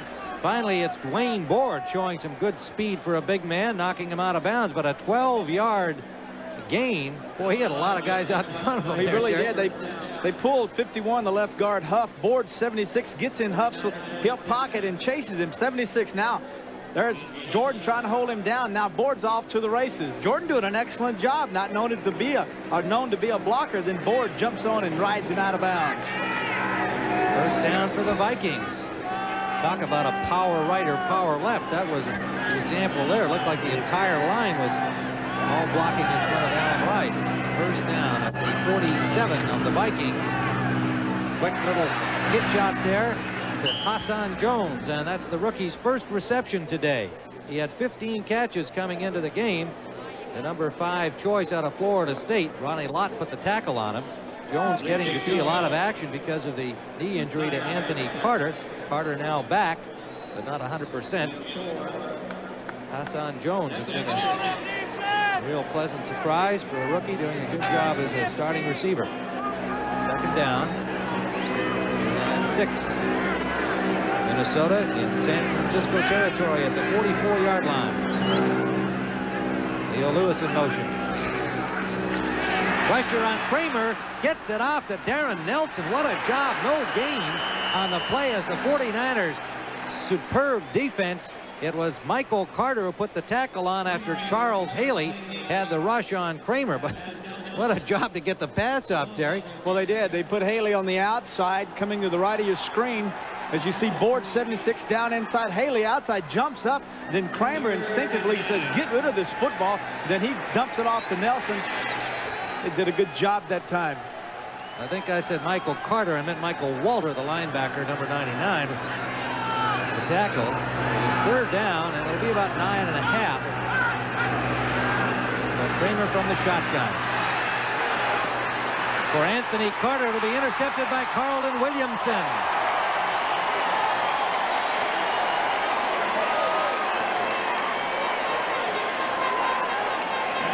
Carter turned outside. Kramer threw it inside. Carlton Williamson says thank you. Jeff Stover, 72, gets the pressure on Kramer. Kramer had an option. He said, I can either eat the football or I can lay it up and anticipate where my receiver's going. Now, Stover gets there just as Tommy says, whoops, here goes the football. He lays it up, throws it into the inside. 27 Williamson there to make the interception. 49ers came into this game with 14 interceptions, and they've got 2 more here today. One of them by Manu Tuiasosopo after the heat was on Kramer, and he tried to just throw the ball away, and it went right into the belly of Manu, and he was happy to have it. So it is 49er ball on Williamson's intercept at the 11-yard line. Roger Craig blasting out for about 4 yards. I'm sure he's still feeling that hip pointer. Just a couple of days of practice this week with it, and those things take a long time to heal, but Craig, a great competitor, running hard. Meanwhile, a Viking is down, and it's Chris Dolman, the second-year linebacker out of Pittsburgh. Training staff coming on the field to check out Chris Dolman. Cribbs comes out of the 49er backfield. We're going to have second and about 7 when we return with 12:20 to go, third quarter, and the 49ers leading 17-14. Tim Ryan with Terry Bradshaw, and we're looking at a sore quarterback on the sideline here, Terry. Well, I don't know if Tommy got, when Stover decked him, it looks like he either got him in the shoulder, got him in the ribs. We've been watching him while we were away on a commercial break. It looked like Timmy was having a hard time getting his breath. Now he's throwing now. A lot of times it could be just nerves, and by throwing you get the blood back and the things quieten down. You can come out and continue playing. Well, meanwhile, after the interception by Williamson, it is 49er ball, 2nd down and 7. Going to the left is Roger Craig in an open field tackle by Carl Lee, coming up well from the corner, number 39. And there'll be little, if any, gain, perhaps a loss of a yard on the play. And look at this. The Red Sox have come surging back to lead the Angels 6-5. They're in the bottom of the 9th. And, of course, the Red Sox, if they don't win today, they're out of it. Angels trying to get into the World Series against the winner of the Mets and the Astros. Kemp, number 9, the quarterback, replacing the injured Joe Montana, is 13 of 23 in this game, 212 yards, 2 touchdown passes, facing 2 extra defensive backs on 3rd down. Gets time, hits the man in the middle. That is Dwight Clark. Clark with a high tackle from number 20, Isaac Holt, that has a 1st down to the 25-yard line. Fans not happy with the tackle, but there's no face mask involved. Like he got him up around the shoulders. Crossing pattern. Clark, 87, in motion. He'll come back to the inside, and he'll cross with the tight end, which messes up the coverage on him, and he ends up being wide open because of a pick. Now, as you see him come inside, number 30, Holt, comes up. A good move by Clark, which forces Holt to reach up and grab him by the neck. Well, looks like he grabbed a little bit of the back of the face guard there. That's what the fans are hollering about. So the boos still cascade down here in Candlestick Park. A sellout crowd for the 49ers atop the NFC West, trying to stay even with Atlanta. Kemp. Great catch by Rice.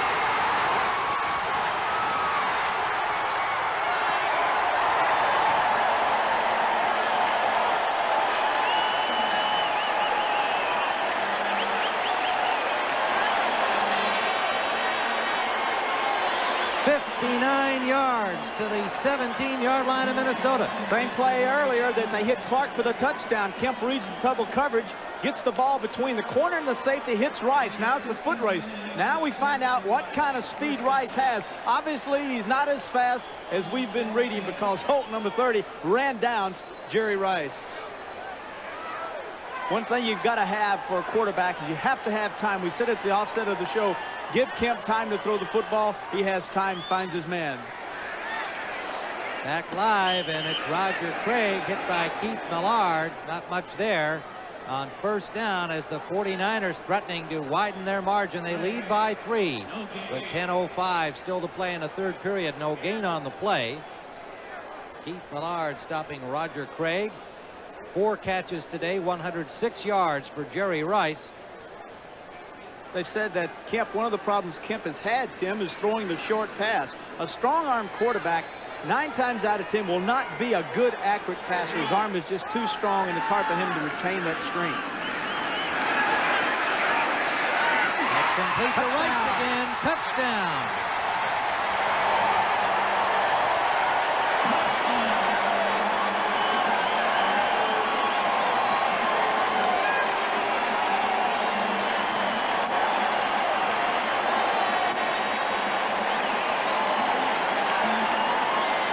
17-yard touchdown. Second of the day. Kent to Jerry Rice. Holt has Rice man for man. He beats him. Simple hook. Now the mistake. Holt goes for the goes to make the tackle. He misses it. No way. Rice into the end zone. Ray Wersching will attempt the point after. There is Jerry Rice. Last week he tied the club record for 3 touchdowns in one game with some pretty good company, the likes of Saltow. There's the point after by Wersching. 6 plays, 89 yards by the 49ers. An impressive drive and another fine job by this young man. We'll be back with 9:34 remaining in the third period. Minnesota on top.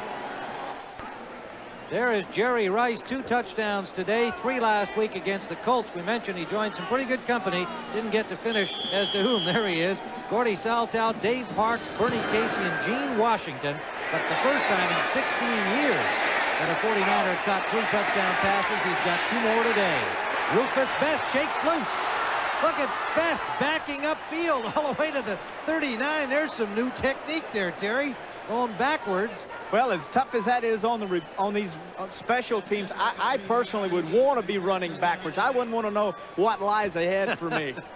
Best, just simple. You know, he got the wall up front. He reads it, sets up inside. There's no way. Look at, there's nowhere to go. He just gets up in there. First tackle hits it. Now he gets off. Hey, look, I'm still free. Now he gets hit again. Now he gets knocked down. Frank, 86, he finally gets a hold of him, backs his way in there. You know, that's that defensive back technique, right? He's used to backing up there to pass defend, so he knows how to go upfield backwards. Great job by Rufus Best to the 39-yard line. First down, Minnesota. Darren Nelson cutting it back, but good defense. Solid play along the front of the 49ers. Michael Walter putting the stop on him, and Nelson just could not find any daylight to work with there at all. There is Michael Waller, splits the time on the inside linebacking spot with Jim Fonhorst. Michael Waller, a 4-year man out of Oregon. Started out with the Cowboys. And it is now tied in the 9th inning. The Angels at home to the Red Sox, trying to advance to the World Series, have tied it up. Let's get you on top of that, don't worry. 2nd and 9. Kramer setting up the screen. Ted Brown. Michael Waller did an outstanding job with a blocker on him. Waller forced him out of bounds as he shook off the block of Jim Huff, number 51, enabling Stover to drive him out of bounds. Well, the thing you like when you run these screens, Tim, to slow down the pass rush. You got guys coming up the field. You let them in, let them penetrate, and then get your guards, center, and everyone out. Now, you see, as you look at Huff, 51, he's going to come out. There's a screen. There's a completion. Now, Huff has to knock down Walter. And look at this. He misses the block, and then he makes all world out of Walters. He finally makes the tackle. It is 3rd down. Back at the original line of scrimmage, and they've lost about a yard. 3rd and 10. Kramer deep in the middle. Leo Lewis, and Lewis trying to get loose. Has a first down to the 31-yard line of San Francisco. Nearly broke away from 2 defenders. Torrey Nixon and Tom Homo, the dime defense defenders. Great job by the offensive line. Look at Swilly, the center, looking for someone to block. He doesn't have to help anyone. Plenty of time, and Kramer needed a lot of time because that route was a deep route. Lewis took a long time getting in the middle. Finally, he got there. Kramer got him the ball. 31-yard gain on the play. You'll see Kramer finally get hit after he released it. Well, there's the throw. There's the hit. I tell you, you could very easily, that time, you could have thrown a flag. Would have been any problems throwing a flag on Roberts, 91. Larry Roberts is the rookie from Alabama, their number 1 pick this year. 6'3", 265-pounder, and they've used all their defensive linemen today. Play action. Kramer going deep, and it is complete. Against tight coverage, Anthony Carter. And he had McKyer, the rookie, all over him, number 22. Well, what a job by Anthony Carter. Quarterbacks look for the matchups. You look for the isolation. Look at McKyer, 22, laying on the outside. Now, Carter comes down and sets him up. He sees McKyer outside, so he says, I can't run my route, so I'll come back away from him. He runs the route back away from him. Kramer hits him with the football. Well, that was a fine play all around. Wasn't it, Terry? Good pass, perfect. Well, the coverage was ideal. Yeah. The smart part was by Kramer and by the receiver, Carter, as he came away from the defender. Excellent play. All right, the Vikings threatening now. They're at the 15-yard line of San Francisco. 24-14, 10-point lead by the 49ers. Allen Rice blasts inside the 10 to the 7-yard line. Jeff Stover and Larry Roberts make the tackle there for the 49ers. Situation where you, as a quarterback, you look for ideal situations to attack. Down in this area inside the 20 is a place where the defenses get extremely aggressive, and they do that, Tim, by blitzing, by sending safeties, sending their linebackers. And when you do that, now you come out with a little play action, and then you hit those quick pops, and then you get your touchdowns. That time they elected to run the football. Tommy Kramer, second down, 5 to go. He needs to get to the 4-yard line for a first down. Little roll and a timing pass incomplete. Leo Lewis, the intended receiver, had not turned his head and didn't give himself a chance to catch that ball. They sent Leo Lewis in motion that time, and the 49ers counteracted by blitzing Ronnie Lott, 42. Lott comes off the corner. Lewis breaks outside. Now Lewis going in motion. This tells the quarterback man or zone. Now here comes Lott, 42. See Lott? Now Tommy sees it, so he throws the football, anticipating the route and where Lewis was going to be, but Lewis wasn't there. He didn't quite have his head around quick enough. Third down and 5. Big play for the Vikings here. 6:02 to go, third quarter. They're down by 10. They've got a great chance to make something happen. Kramer's going to run out of there. He's tripped up. What a play! Number 72, Jeff Stover, who was already on the ground with a one-handed tackle on Kramer. Good coverage once again. Kramer's going to have time. Everyone's out in man coverage. No one in this case is responsible for the quarterback. That time Stover, 72, gets a hand on Tommy's foot, trips him up. Had he not done that, Tommy very easily would have gotten a first down. Well, I think there was no doubt he had enough room. He might even got to the end zone, but he certainly had the first down yardage. But they'll have to settle for the field goal try, and it's Chuck Nelson. The ball being spotted at the 16-yard line, a 26-yard attempt. Coleman the holder, dead on at the hash mark, and Chuck Nelson has 3 for the Vikings, and this exciting football game continues to be that way, as now it's back to 7. The 49ers 24-17. And he gets over the 25-yard line, tripped up there by Gerald Robinson, number 95. And the 49ers will have decent field position. And Wendell Tyler has been greeted by the crowd, his first appearance today.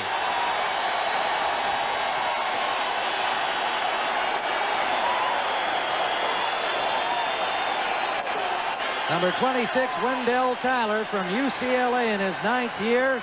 They snuck him through waivers on Thursday, 24-hour waivers, and they're glad to have him back. Bill Walsh said he would play him today, but he is now making his first appearance with 5:05 remaining in the third period. I think the plan has been to get him in a little earlier. Roger Craig, the ball carrier, and he gets about 8 yards before he's hit by Tim Newton. Bill Walsh says Tyler can block. I talked to Tyler and I said, what do you want to do? And he said, I just want to get out and play. I don't care if I run or block. He said, I can block. Well, there's his effort right there. Good job he's doing on Martin, 57. Wendell Tyler, I said, Dorsett or Dorset, is that how you got this Wendell? He said, yeah, I just decided I wanted to be Wendell. No reason. Kind of said that laughing, too.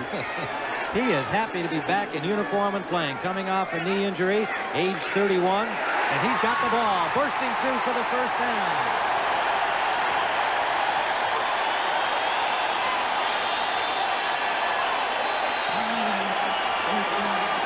Tim Newton on the tackle.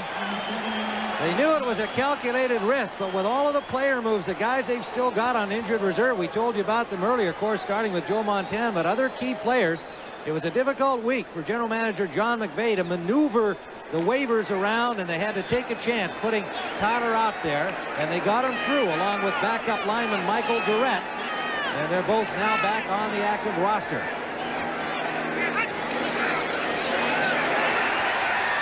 Tyler again, this time for about 3 yards.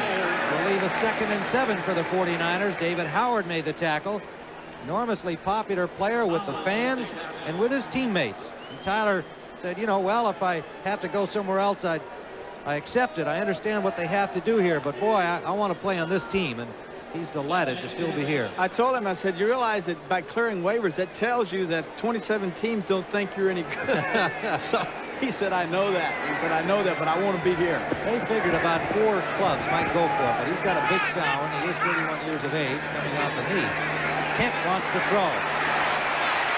Good coverage, and he just has to release that ball downfield. General direction of Tyler and Clark. And it'll leave 3rd down. One of those situations where they've been trying to get the play action and get the ball to their backs, but at Kemp that time when he came out to the right, had pumped that ball. Rice was wide open. Now we're going to see Tyler as he goes up in the line. There's the play action. Now he slips up in, he checks the linebackers out, and then he finds the dead spot, the void in the zone. No one around him. Kemp's running to the right, and he throws the ball away. So it leaves a 3rd down. About 7 to go. Tyler and Craig together in the backfield. Pressure from the cornerback, and he is sacked. Well, it's going to be an incomplete pass. Now, the official got turned around on the play. Dick Jorgensen, the referee. Well, you've heard of 12th man on the field. This time he's in the backfield of the 49ers. Kemp coming out. Good pressure, good line stunts that time by the Vikings. Kemp forced outside, and the referee's right there to help the Vikings out. Well, that's one. You know, on the other hand, that could have been called a sack because he was in the possession, but Jorgensen couldn't tell it. Right here, see? He gave him the incomplete pass on it. Anyway, the Vikings come up defensively, and there's going to be a penalty for running into the kicker as the fair catch is made down at the 22. They had pressure on Rudiger. Remember, they already blocked one today, but it's going to be 1st down, 49ers. Well, you can't touch the kicker. Once that ball leaves his foot, unless you're blocked into him, you cannot touch him. Rudiger doing a good job getting the ball off. Holt coming inside. The ball's away. You can't touch him. Isaac Holt.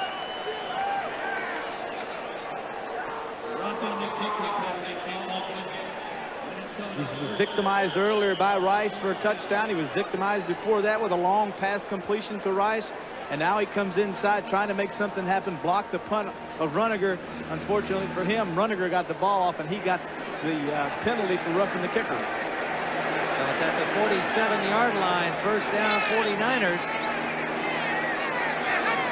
We got 2 breaks in that series. Complete. Roger Craig takes quite a rap at the 50-yard line.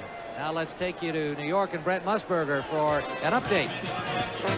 Well, Tim, we're going to have a 2-way tie in the NFC Eastern Division. Phil Simms here hitting Solomon Miller, his first reception for a touchdown, and the Giants now lead 21-3 over the Eagles. For the Giants and the Skins would both be 5-1. Back to Tim and Terry. All right, Brent. Battle in the NFC East. Battle out here in San Francisco, where the 49ers know that Atlanta has defeated the Rams earlier today to move to 5-1, and the 49ers trying to stay with them. Play action, Kemp for Rice. He's open again, and it's complete. No, they roll. He's out of bounds. He caught the ball, but not with 2 feet in at the 15-yard line. Over Isaac Holt again. Another close call along the sidelines. One went for him. This one goes against. Let's see. 1, 2.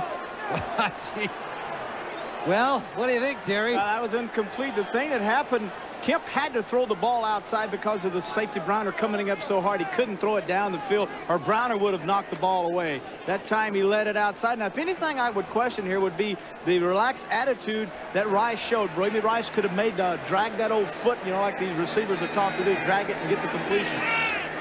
It is 3rd down and 5. Rice in the middle this time, crossing. 3 defenders hit him, but he has the 1st down.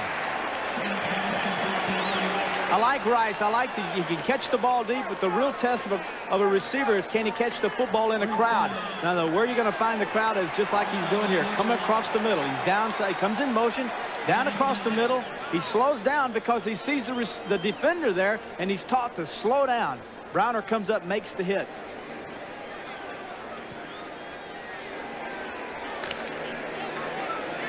So it is first down at the 41-yard line of the Vikings. And meanwhile, we're tied in the 10th inning in that American League Championship Series. England and the Red Sox. Inside handout. And it's Tyler to the 35-yard line. Studwell and Brown are there to stop him. I asked Studwell what was his role now with the Vikings, Tim, and he said, really, I'm a plugger. I'm like the guy with the finger in the dike to prevent the leak. No longer do they try to isolate me man for man. He said, my job is to plug, get up in there and make collisions, make people make mistakes, but not to get out and freelance and run with these big fast backs anymore.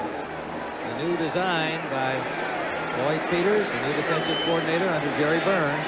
2nd and 5. Craig and Tyler in motion. Del Tyler up the middle, and he's hit by Martin, but he drags him for an extra couple and would appear to be very close to the first down. And we've got an injured player down. 2 49ers slow to get up.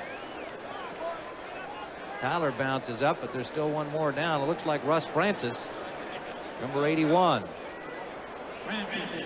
Francis, the veteran tight end, 33 years of age, out of Oregon, had 14 catches coming into the game. He's been having a fine start to this 1986 season. We'll have an injury timeout and return with the 49ers on top, 24-17. To the 49ers bench where he's being attended to, a leg injury of some kind. He was able to leave under his own power. Jeff Kemp has the 49ers 3rd down and a yard to go on the infield dirt near second base here at Candlestick. They're at the 26-yard line, and they let time expire. So that's the end of the 3rd quarter with the score. The San Francisco 49ers 24, the Minnesota Vikings 17. We now pause for a word from your local station. This is Tim Ryan and Terry Bradshaw back at Candlestick beginning the 4th quarter, and a 1-touchdown differential with the 49ers leading. They have the football. 3rd and 1 at the Viking 31-yard line. And straight ahead goes Roger Craig for the first down. First down at the 30-yard line. The thing we've seen in the second half is a continuation of trying to get their running backs and their running game going. Both teams, both the Vikings and the 49ers, first half, unbelievable. The Vikings were 8 rushes for only 10 yards, Tim, and then the 49ers were 12 rushes for 25 yards. They've made their plays today via the air, throwing the football. There are the numbers there, the passing yardage in favor of San Francisco, and they lead on the scoreboard. They've converted on 11 of 15 third down situations now, and that's kept the ball for them. Here is Craig cutting it back upfield, tackled from behind this time by Keith Millard, number 75. So there'll be very little gain, maybe a half yard. Very difficult, Tim, to run the football on stunning defensive lines where they're stunning and making the games, and you try to cut back. Craig that time tried to stretch out the linebackers and cut back against the flow of the defense. Almost impossible to find any holes because of the many movements that their tackles and ends make. The word on Russ Francis, Terry, is that he has suffered a sprained knee and will not return. John Frank is his replacement, number 86. They have only 2 tight ends on the roster. Play action fake to Tyler, and they come back. What a defensive play intended for Frank. And David Howard, the linebacker, number 99, diving in front of him to knock it away, going against the grain on the play. To play action, and a lot of times you have to wonder about the scheme, the setup. As Kemp comes out, automatically he's looking left. He's going to throw this ball to the left no matter what. Frank's there, he's wide, he's covered. But the thing about it, when he came out and made his play action, Rice, who had come down inside in motion, Tim, was wide open. You have to wonder if Montana, if he was running this offense, would have overlooked Franks and gone to Rice. It is 3rd down. Jeff Kemp.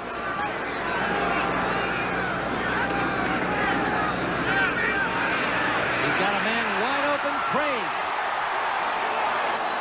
At the 10-yard line of first down, 49ers. Willie Teal made the tackle. Craig unhappy that he slipped down, but it's a 19-yard gain. Safety blitz by the Vikings. You gotta make gambles, trying to make things happen. Kemp reads it, Craig reads it. Now the football is hopped out to him. There it is. Now the thing for him to do is go straight ahead. Just make the move straight ahead. Don't allow Teal 37 to make the tackle. Make him knock you out of bounds or make him grab you from behind. But don't try to make a move on him. Tom Rathman comes in for Roger Craig. Rathman, the rookie from Nebraska. Not seen a lot of action yet, but looks like a real good prospect. The number 2 choice, number 44.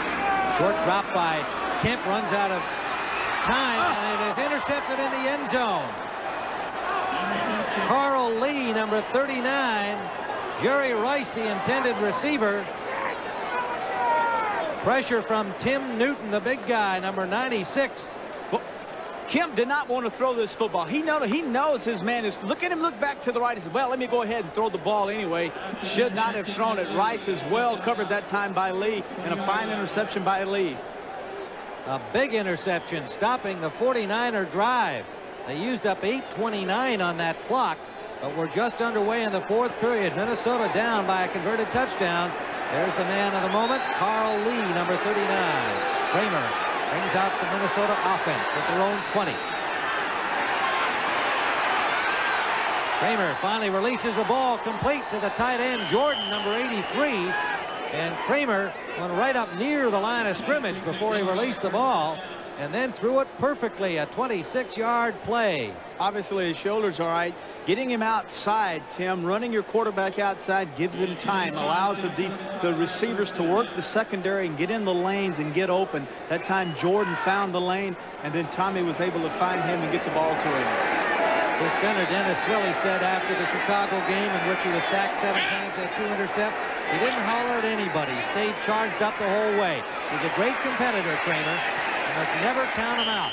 That time, Alan Rice stopped near the line of scrimmage. Keena Turner and Carlton Williamson. Good defensive reaction for San Francisco on the play. No gain. But I think that's an important quality of Kramer's, that, you know, things went badly for them against the Super Bowl champs last week. Didn't get on his teammates, even though he had 7 sacks. Didn't rip his offensive line. Instead, he stayed the same way, optimistic, charged up. Come on, guys, stay at him. And that's the kind of competitor he is. 2nd down and 10. Up the middle, and it's incomplete. Trying to get to the tight end Jordan again, a little behind him. It'll be 3rd down as Carlton Williamson had the coverage on the tight end Kramer, on the tight end Jordan.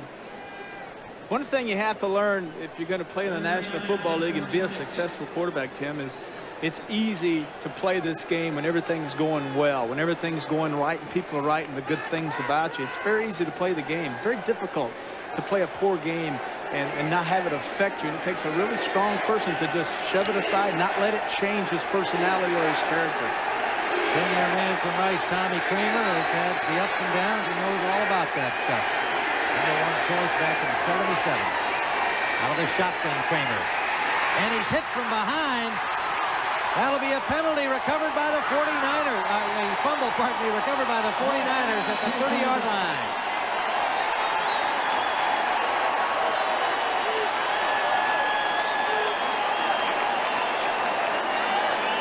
Larry Roberts, the rookie from Alabama, comes up with a loose ball, and Charles Haley, the rookie from James Madison, made the hit.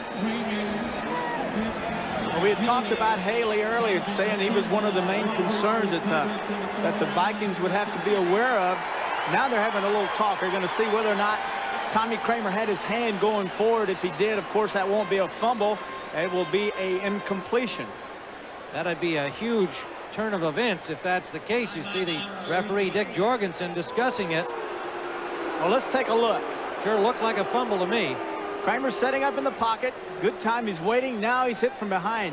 Whew. Never got the forward motion going, in my judgment. What do you think? Tim, the hit caused his arm to go forward. Watch Tommy as he sets up. Now he's getting ready to throw. There's the arm. There's the swing. Looks like a pass. Look, in that last replay, it looked like after he'd been hit, he just made a great second effort to try and get the ball off. And there is Norm Schachter, the replay official. He's been watching what we've been watching. Oh, they're going to rule. They did rule he fumbled it.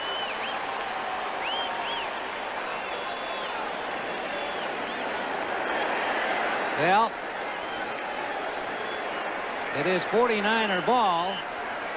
I must say, I thought it was a fumble when I first saw it. And then on that last replay we showed, looked more to me like Tommy, with a great effort, managed to throw the ball with the guy actually hanging on him. Yeah, what the umpire saw was the fact that the impetus came from Roberts as he hit him in the shoulder. That's what it looked like. Yeah, there is Norm Schachter looking at their replay tapes. He's not looking at us looking at him. He's looking at their own videotapes, playing back, examining the play again. And there's a further delay here. Well, why? We've seen this once where they call it and look and ask him to look at it again. Yeah, because I think he was talking to them when we rolled our last replay. See, this is all part of why I hate this whole thing. This call has got to come from that man on the field. I just don't think this has any place in the NFL. Review by the replay official. The ruling is fumble. The play stands. First down. Well, the play stands as a fumble. It's 49er ball at the 30-yard line. Well, I'm going to disagree with him just because I think Tommy Kramer, after looking at what you and I've seen, I think Tommy Kramer was trying to throw the football. I have to agree, but only after seeing the replays. But that should be our discussion. I don't believe that it should be affected by the instant replay, the play on the field. I believe leave it in the hands of the guys on the field. Now you see he has seen another of our replays, and there's still further discussion. Now they want to be right. I'm not blaming Norm Schachter or Dick Jorgensen. I'm just saying that what's happening is the technology, imperfect as it is going to get in the way of what the human call should be on the field. I've said it before. 90 players out there can make a mistake that change the outcome of the game. Why can't one of the 7 officials have the same human right? I hate this instant replay. First down. 49ers, they got the ball. It's the only thing they care about. And Roger Craig picks up about 2, swarmed under by no doubt a fired up group of Viking defenders. They feel that it should have been an incomplete pass. Robinson, Howard, and Carl Lee all there. Well, I think that's a smart move by Bill Walsh to send in a running play. With the Vikings fired up like that, and you send your quarterback back, they come with everybody in the kitchen sink, and then you get your man hurt or you get an interception. So I think that's smart. Come out and run the football, settle this thing down after what we think is a ridiculous call. And then the other thing is you have all that long delay, which makes, let's not even go any farther with it. Second and 9. For the 49ers at the 29-yard line. Craig out of the backfield. Gets about 3 yards at the most. Again, good defensive reaction by the Vikings, and it was big Tim Newton who made the stop, number 96. 49ers lead 24-17. An exciting and well-played football game. 10:04 to go, regulation time.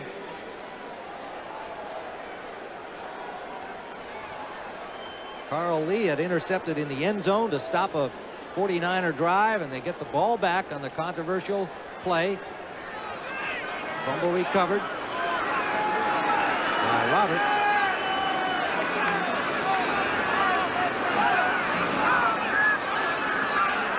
Kemp. Oh, what a diving hit. Holt made the catch and has the interception. What a play by Isaac Holt. My, oh my, that was a great catch. Diving interception by Isaac Holt. He's been victimized all day long. They had run this route just to play before. Kemp comes outside. Instead of taking the short man, Craig, wide open, he forces the ball downfield, trying to get it to Rice, who's made many big plays. But this was one time too many as Holt finally got some revenge. Isn't that something? All right, more excitement ahead. 9:32 still to play. If you just ask for out the drive, and then the 49ers getting it back on Kramer's fumble with Larry Roberts recovering, and now a diving interception by Isaac Holt. A beautiful catch, taking it away from Jerry Rice, and it's Viking ball. Kramer on first down. Screen pass. Darren Nelson, 2 blockers in front. Nelson all the way out to the 47-yard line, and Minnesota first down. Thing you like to do is get the ball to the guy that can get you on the board. Darren Nelson, a great running back, lots of speed, good moves, equally as well with the football as a receiver. Good pump by Kramer to make him look one way. Now he sets up the screen, Swilly downfield to center. Good block. Now Nelson cuts it back inside and gets the big first down. 14-yard gain for Darren Nelson to the 48-yard line of Minnesota. 8:55 to play regulation time. 49ers lead by 7. Nelson. Oh, what a good defensive job. Big 95, Michael Carter strings along the line. The nose tackle showing some speed and makes the stop on Nelson. There'll be no gain. And meanwhile in California, down at Anaheim, the Angels and the Red Sox tied at 6-all in the 11th inning. Boston had gone ahead in that game, but the Angels tied it up. Tuiasa Sopo has come into the game defensively. He is number 78. Torrey Nixon, the nickelback, number 20, and an injury on the play to Carter on that last tackle he made. It doesn't appear to be serious, but is getting attention on the bench. Ronnie Kramer waving Leo Lewis back. Kramer steps up in the pocket, has a man open. Lewis makes the catch and gets to the 36-yard line. Leo Lewis hit by a big guy from behind, Larry Roberts, and little Leo Lewis will need some attention. Roberts, the rookie from Alabama, goes 265. Lewis didn't even see him coming, and he is a little guy at 175 pounds. I think he got the ball in his belly. Really, this is a good play. Now you're going to see the quarterback Kramer trying to look. He's going to set up. Now he sees the rush going to the outside. He steps up. Now he finds Lewis, which is a good throw. Now Leo says, well, I'm going the wrong way. Now he comes back, and then Roberts nails him from behind and falls on him. Ouch. Yeah, I think he had all that weight with the football in his midsection, and you can see they're trying to get some air pumped back into Lewis. So probably that's all that happened. There, what a tough little guy he is. He just had all that wind knocked out. Leo Lewis. We've got some excitement here. 35-yard line and a first down. Minnesota Vikings.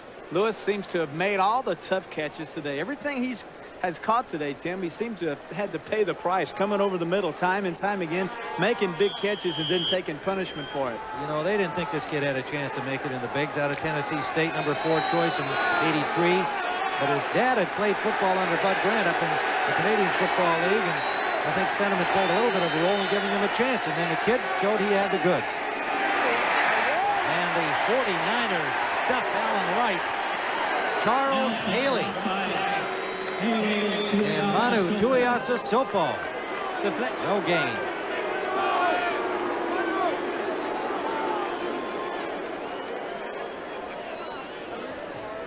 Well, you can see how the trend has been here. The Vikings have been striking early until last week in Chicago. 55 points in the first quarters of games. And today, 2 early touchdowns, taking the 14-7 lead.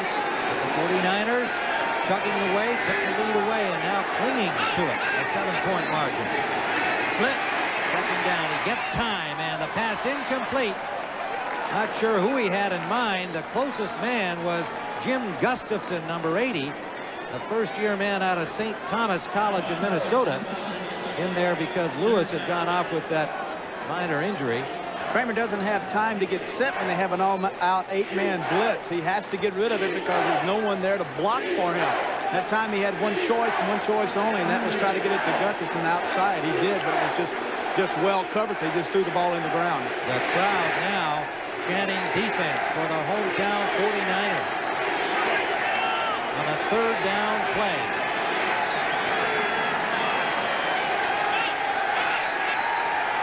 Another blitz.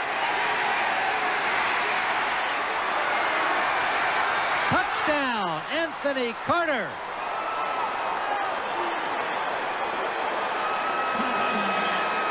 Anthony Carter and Leo Lewis both went right to the goalpost. 35 yards.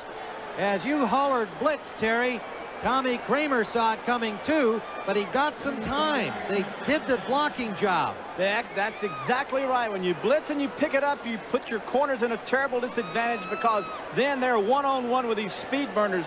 Kramer has the time, the luxury to go downfield, and he finds his man. Carter gets him the football, and we're fixing to have maybe a tie football game. Perfect strike to Anthony Carter coming off his arthroscopic knee surgery. Made a remarkable recovery to get back so quickly. Still not obviously feeling 100%, but he got there. And Keena Turner was the blitzing linebacker. The Vikings picked him up. Kramer, the experienced veteran, hanging in there, makes the touchdown toss. Chuck Nelson for the point after. The 49ers will be coming. And it's good. We have a tie football game with 6:37 to play at Candlestick Park, and it has been a dandy. There is Jerry Burns feeling a little better right now. We'll be back. Kyle about 6 yards deep, and the rookie will not bring it out. It'll be first down at the 20-yard line. All right, we've got 6:32 to go, Terry. What do you think Mr. Walsh and Mr. Kemp are talking about? Well, the offense has changed with Kemp, and Walsh's own admittance, they've become more strike, long balls with Kemp's strong arm. I think you can fall in love with that, but it goes against what Walsh's system is designed to do. Isolate back 6 yards, 7-yard pops, the thing that Montana did so well for so many years. Kemp comes in, and now they go deep, deep, deep. The tendency here is to go back to the original Walsh system. Bing, bang, 7 yards, 8 yards, eat the clock up, move it down the field. Boom, didn't score. Well, Kemp, I'm watching him in practice this week. Well, that's the kind of stuff they were working on. And we'll see what they do. Wendell Tyler gets about 2 out the right side, running behind Fawnhorst and Randy Cross. Keith Millard made the tackle.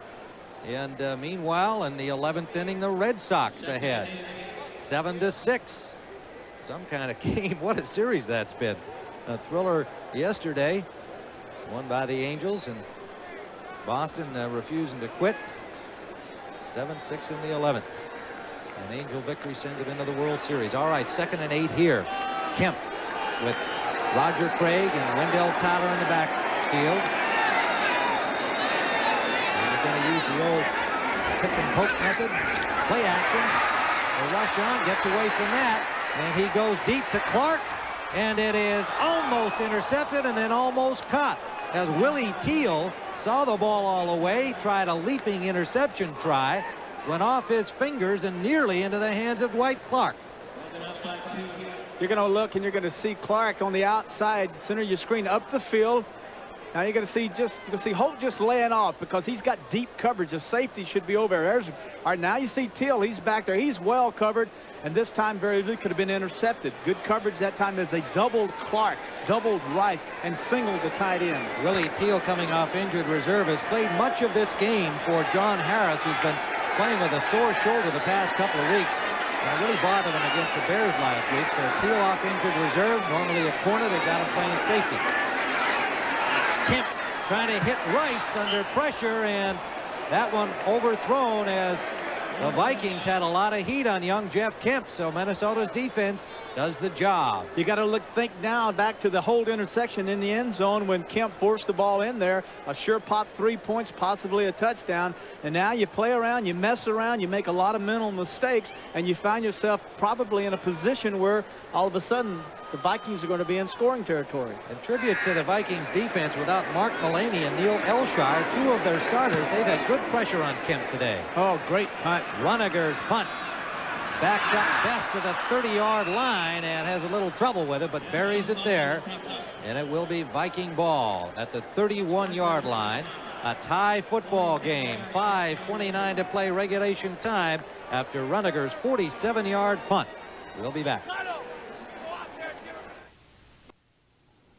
Now, next week on CBS, let me set the menu because it's an important one. San Francisco will take on Atlanta, and the 49ers, of course, would be 5-1 if they can pull this one out. Unbeaten Chicago will take on Minnesota for the second time in 3 weeks. It's doubleheader week here on CBS. And the key game will match the Giants, who will be coming in 5-1 against Seattle. Right now, Seattle battling the Los Angeles Raiders. They trail it by 4 with time running down in that one.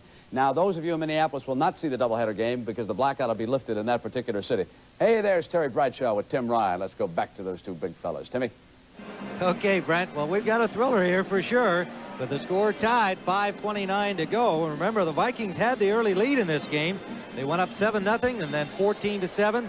But the 49ers led at halftime, 17-14. Got 24-17 at the end of 3. And now we're tied.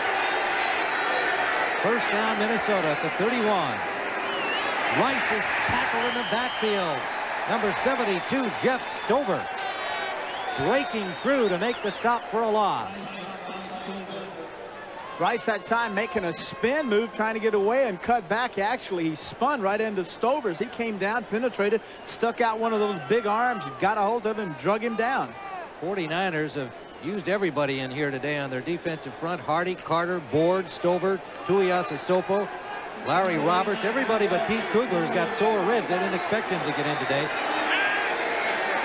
Second down and 15. Kramer out of the backfield. Good coverage again by the Niners. Ted Brown hit immediately by Eric Wright, number 21. This is the play you run on first down. I disagree with the play calling sequence here. Coming out on the first down, they ran the football.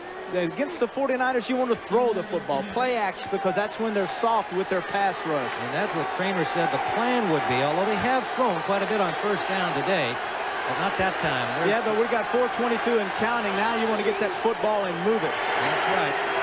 Jerry Burns on the sideline. I think it looks like an unmade bed over there, doesn't he? The players love that guy, though. He's a popular coach. The crowd alive. Incomplete, nearly intercepted. Allen Weiss out of the backfield. 2 49ers on him. Williamson and Keena Turner. Would have been a great catch. Excuse me. Would have been a great catch. Seems like the tough catches have come over the middle. Kramer, plenty of time. He has Rice isolated as the 49ers put an all-out rush on him, and then all of a sudden he's standing there waiting on him as Tom Holmoe as he delivers the blow and knocks the ball out. It was Holmoe indeed, number 46, who plays in their dime defenses as the 6th defensive back, third-year man from BYU. So the Niners do the job defensively. Greg Coleman will punt.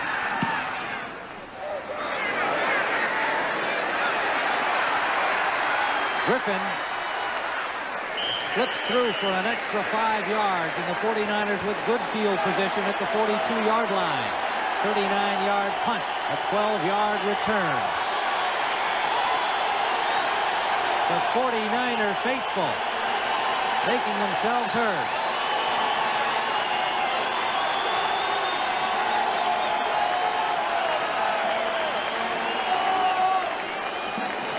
This telecast presented by authority of the National Football League, intended for the private use of our audience. Any rebroadcast or other use of the telecast without the express written consent of the San Francisco 49ers and the National Football League is prohibited.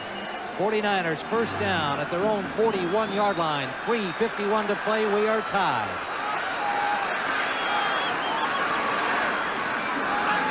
White clock in motion. Dropped by Roger Craig, and he had some real estate. It was not a good pass. It was behind him, and he would have been starting from a standing start had he caught the ball instead of in motion with a lot of ground. It just was not a good pass by Jeff Kemp. It's a read that Kemp has. He sees Clark crossing across the middle. He sees Rice crossing, and then he keys the backers. If they run with him, then he dumps it off to the running back. That time they ran with him, he dumped it off to his back, but he didn't give him a good pass. Still in the 11th inning, the Red Sox leading the Angels 7-6. You saw Mike Morosky, the backup quarterback, signal in this play. Kemp complete this time. Roger Craig, first down, knocked out at the 48-yard line of Minnesota by Studwell and Howard. One of the problems you have with the 49ers is you have to cover everyone. Everyone in this offense is a receiver. They use them and use them well. Craig is a running back. Also a running back catches the football and catches it well. A little option. He gets outside. He beats David Howard and gets the first down. Joe Montana is at this game in the box of the owner, Eddie DiBartolo. I'm talking with Kemp about his relationship with Joe, how things are going. He said, oh, gosh, we get along great. He said, you know, I've got somebody I can call and talk to as I'm still learning about all this offense. In fact, Thursday night, the 2 players and their wives had dinner together. Wendell Tyler blasts ahead, gets to about the 46-yard line. That'll leave 2nd and 7 for San Francisco. And Jeff Kemp, a modest young guy, confident as a player, but modest, not trying to say, hey, I don't know this whole thing yet. Yes, I've got to learn how to throw those short passes and develop that kind of touch and feel that Montana has, but I can get the ball downfield. That's what I'm bringing to the deal. And so far, he and Walsh have made something work. This team was 4-1, trying to get to 5-1. Tied with Atlanta. Winners over the Rams earlier today. Out of the shotgun. Good catch by Clark, a flag down. Dwight Clark at the 40-yard line, a couple of yards short of the first down. Isaac Holt made the hit.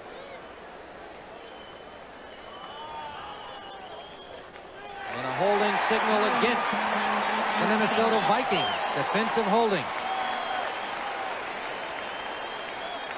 That does not please Jerry Burns. Number 57, defense, first off. Chris Martin, 57, outside linebacker. He's the guy called for holding. The only time he would hold, Tim, is if he knew he was beaten, and he would reach out and grab his guy to prevent a big play from happening. And yet it was off the ball. It was away from Clark. Really? So that's costly. Kemp found Clark. Clark made a nice catch. He had to climb the ladder on that one. First down, 49ers. Minnesota, 41-yard line. And something on the sideline here. Timeout. Oh, 2-minute warning. As we got to the 2 minutes to go here in this football game with the score tied at 24 all. We'll return to Candlestick Park as an unhappy Jerry Burns. Call the coverage because either if you blitz, you get burned. If you play it soft, they pick up 10, 15, 20 yards. Now you're in field goal territory. What do you do? What do you do? Let's find out. First down at the 41-yard line of Minnesota. An aroused sellout crowd at Candlestick exhorting their troops, and Kemp has to line up Roger Craig. A little bit of a mix-up there. Now they go to Tyler. No, the pass is caught off the left side by John Frank, the tight end. Gain of about 5. Built-in pick. Take Tyler inside to run into the linebacker and allow the tight end to scrape off of his hip, picking the backer that has to cover him. Yeah, the Red Sox stay alive and lead. Won the game 7-6 and trail in the series 3-2. And we want to welcome all of you. Might have been sneaking a peek at the baseball and came in here. You're going to see some finish. 1:25 on the clock. They're tied at 24. 49ers with the football. Kemp complete. First down at the 22-yard line to Jerry Rice. He has 2 touchdowns already today. 14-yard gain. It's a delayed pocket rollout by the quarterback. Takes a 1-2-3 set to get the linebackers to set. Then he rolls out wide. Now look at Rice just driving straight downfield. He turns the defensive back. In a minute, he turns it. He cuts off, goes outside, and then Kemp gets the football to him. His 7th catch today, 144 yards for this spectacular second-year man from Mississippi Valley State. You got to think the Vikings probably said, maybe this guy isn't for real, to the top of the telecast. I thought Clark would be one of the primary guys. Well, they did go to Clark, and they did go to their tight ends, but Rice has got his time, too. Roger Craig, this time stacked up at the line of scrimmage, got maybe a half yard. Safety man Joey Browner, number 47, forcing the action. Floyd Peters sorting out the defense with head coach Jerry Burns. That play was a play that was designed for nothing. Just move it a little bit further to the right. We got to find out which, whether or not they want to try to kick from the right hash, the left hash, or what. But that play tells me they're setting themselves up for a field goal. 46 seconds and ticking, so they've got to use the time. Vikings have got to make something happen. High formation.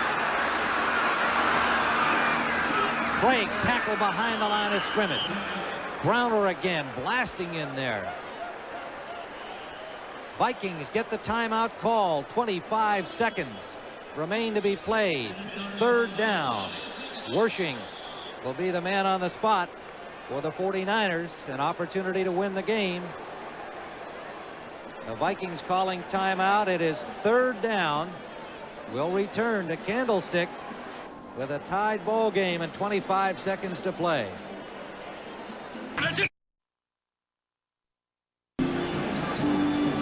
We're back at Candlestick, and there's the man, Ray Wersching. His longest so far this season, a 46-yarder. If they have to kick from this line of scrimmage, it'll be approximately a 40-yard field goal for him, and he's 8 of 10 overall on the season. Tim, don't you kind of wonder why they did this? 40 yards, it's a pretty good long field goal. I remember once being on the 5-yard line, and I talked Chuck Noll out of a field goal try. I said, no, I want to score. Let me score. Let me get outside and have an option run pass. I talked him into it, and we scored a touchdown. And I thought it was a smart play. Maybe they think this is a smart play. Well, now they're at third down, so they've got to make something happen, and they are going to run the football. And Craig gets to the 20, so they picked up only a couple of yards, so we're still talking approximately 40-yard field goal. We'll see exactly, obviously, in a moment. It is 4th down, 11 seconds and counting. They got to let it count down before they get the timeout called, and now they do with 5 seconds left. So they don't want to give the Vikings a chance to do anything more except get to overtime. But Wersching will come in and try and finish it. Now the Vikings, of course, have a blocked punt earlier and a near block punt a second time.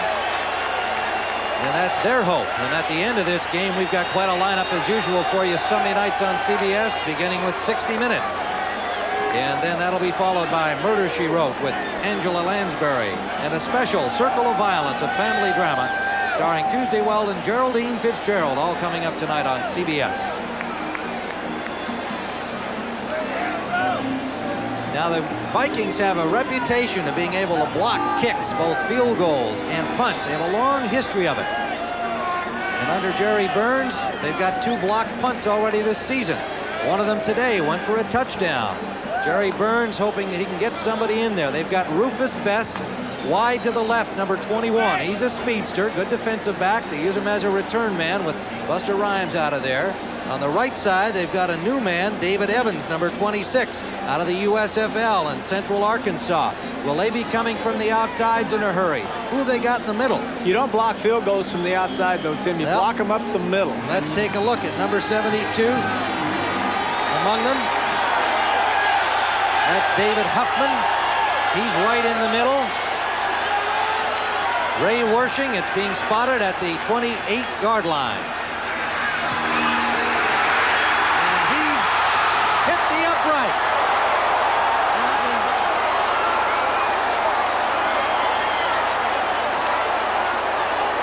Overtime.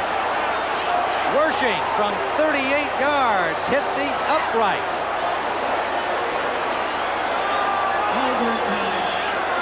Jerry Burns says more football. Good coaching, Jerry. Wersching, all the pressure was placed on his shoulders or in his right foot. There's the kick. He's watching it evidently. He said, oh, no. OT. Well, Terry, you know, you made a good point. You don't block field goals very often from the outside, but in that replay, you saw David Evans right there just after he got the kick away. Now, he did get it away, but who knows what little distractions. Evans came free. Perhaps Wersching was distracted enough. There's the Tommy Kramer's hollering because they got the football. They won the toss. They're going to allow it. They're going to have receive. The football first. Well, I go back to that again. The blind side of a kicker, he doesn't see that. He would see the guy coming from the left side, which would the side he'd be viewing. No matter what happens, Wersching hit the upright. And we will have overtime here at Candlestick Park. We'll be right back. There is Ray Wersching as the Vikings won the toss. They'll receive. He'll have to kick it off. And let's go back to the missed field goal. Watch Brown from the left of your screen. Wersching's field goal try goes up and hits the left upright right at the top from 38 yards away. And Ray Wersching saying, oh, no, I had the wind on my toe. All right, we're back live, and Rufus Betts from the 1-yard line for Minnesota finds some daylight on the sidelines and gets it up to about the 38-yard line, forced out by the kicker, Ray Wersching. So Tommy Kramer now with the ball and an opportunity for a Viking victory if they can get it into scoring range. A lot of pressure. Return. Excuse me. A lot of pressure now on your defensive backs. They know if they slip, it could be the ball game. They know now they cannot allow to make a mistake. Now's the time for the offense to really attack the corners and safeties because they're the ones that are up tight. You have the football. Hey, you can win the game. We note now that Don Griffin, number 29, is in on the left corner. One of the 2 rookies, but not the starter today. That was Tim McKyer. On first down, Kramer wants to throw. Incomplete. Try to get it to the tight end. Good coverage on him by the linebacker, Tina Turner. Steve Jordan unable to hold on. Tina Turner, outstanding linebacker, doesn't get quite the play that a lot of the name guys around the league do because he's used differently in the San Francisco defense, but the players themselves count him among the ranks of the Taylors and Ricky Jacksons and Andre Tippett's and Hugh Greens. Made a good play there showing his speed covering the tight end. Second down and 10. crowd chanting defense. And Kramer calls timeout. Didn't like the look of something. He'll talk it over with Jerry Burns and Bob Schnelker, the offensive coordinator. Well, Tommy probably is questioning the play that was sent in. Either he's got the wrong formation. You know, normally they just send the play. Quarterbacks, he's in charge of the formation. He has to set the team. Well, they'll sort it out, and we'll take this timeout and be right back. Tim Ryan with Terry Bradshaw. It is 2nd and 10, Minnesota. And they're at their own 36-yard line. You know, they took McKay out. I'm only going to guess here, but they take McKay out because he is so aggressive, and he's had those 4 touchdown passes over him. And then the kid on the other side is a little bit softer. He doesn't make the mistakes. He's a lot more quiet than McKay is. So there's 29 Griffin, who's in on the left corner in McKay's spot. Now, Griffin had been playing the right corner because Eric Wright, unable to start the season, the veteran, with a groin injury, it went back all the way to last season. So they had McKay on the left corner with Eric Wright today, but they have replaced McKay with Don Griffin, the rookie from Middle Tennessee State. So the kid doesn't make a lot of big plays, but it doesn't give up the big play, and that's why they, that's my guess, and Tim, that is why he's in this football game. Kramer now 23 of 37, 288 yards, 2nd and 10 from his own 31-yard line. Carter and Lewis. Anthony Carter, AC they call him, Leo Lewis, a wide receiver. Lewis in motion. His defender fell down. Kramer under pressure, has a man open, Darren Nelson. Oh, great play. Tripped up by Eric Wright as Nelson tried to put the spin on him. Nearly got away, but Eric Wright got a hand. First down, Minnesota. Great job by McCramer. A lot of pressure setting up.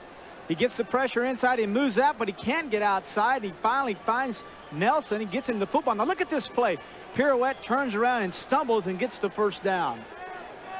11-yard pickup. He had to make that second effort to get the first down. They're now at the 43-yard line of the Vikings. Minnesota football. 14:06 to go in this overtime period.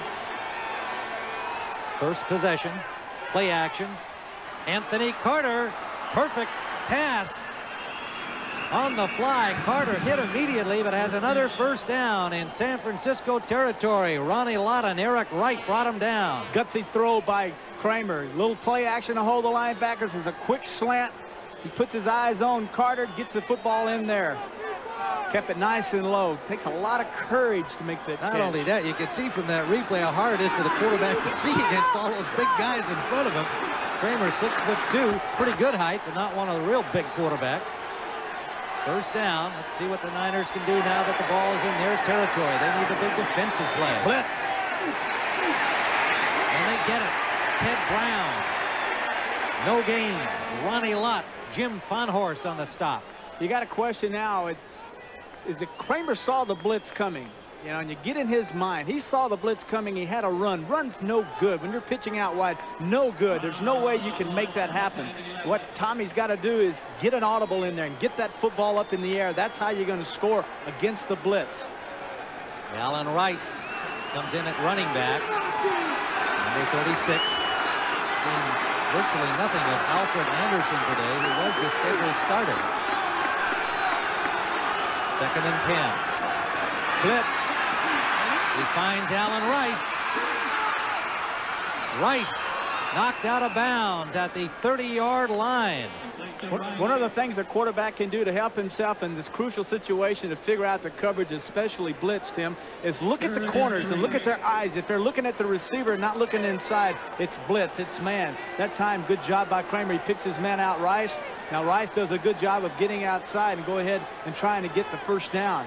Jim Fonhorst had the coverage on him. The linebacker had to chase him over to the sideline where Lott drove him out. It is third down. They need about 1.5 yards for a first down. Showing run in this formation.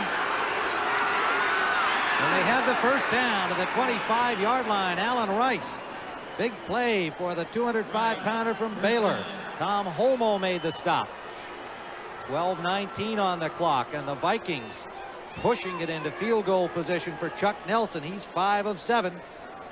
for the season. You can see the momentum change. You can see the attitudes change. As now the Vikings, they've got the big break. Wersching missed the field goal, and boy, all of a sudden they turn into Tigers, aggressive, attacking, linemen coming off the football, making things happen. And that's what you got to have. That's the thing that Bernsey wants to see in his football team, that hunger.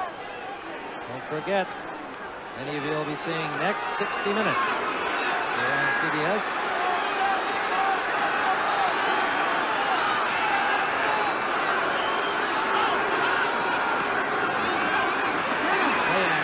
Fake by Kramer. Deep sideline, broken up. Fine defensive play.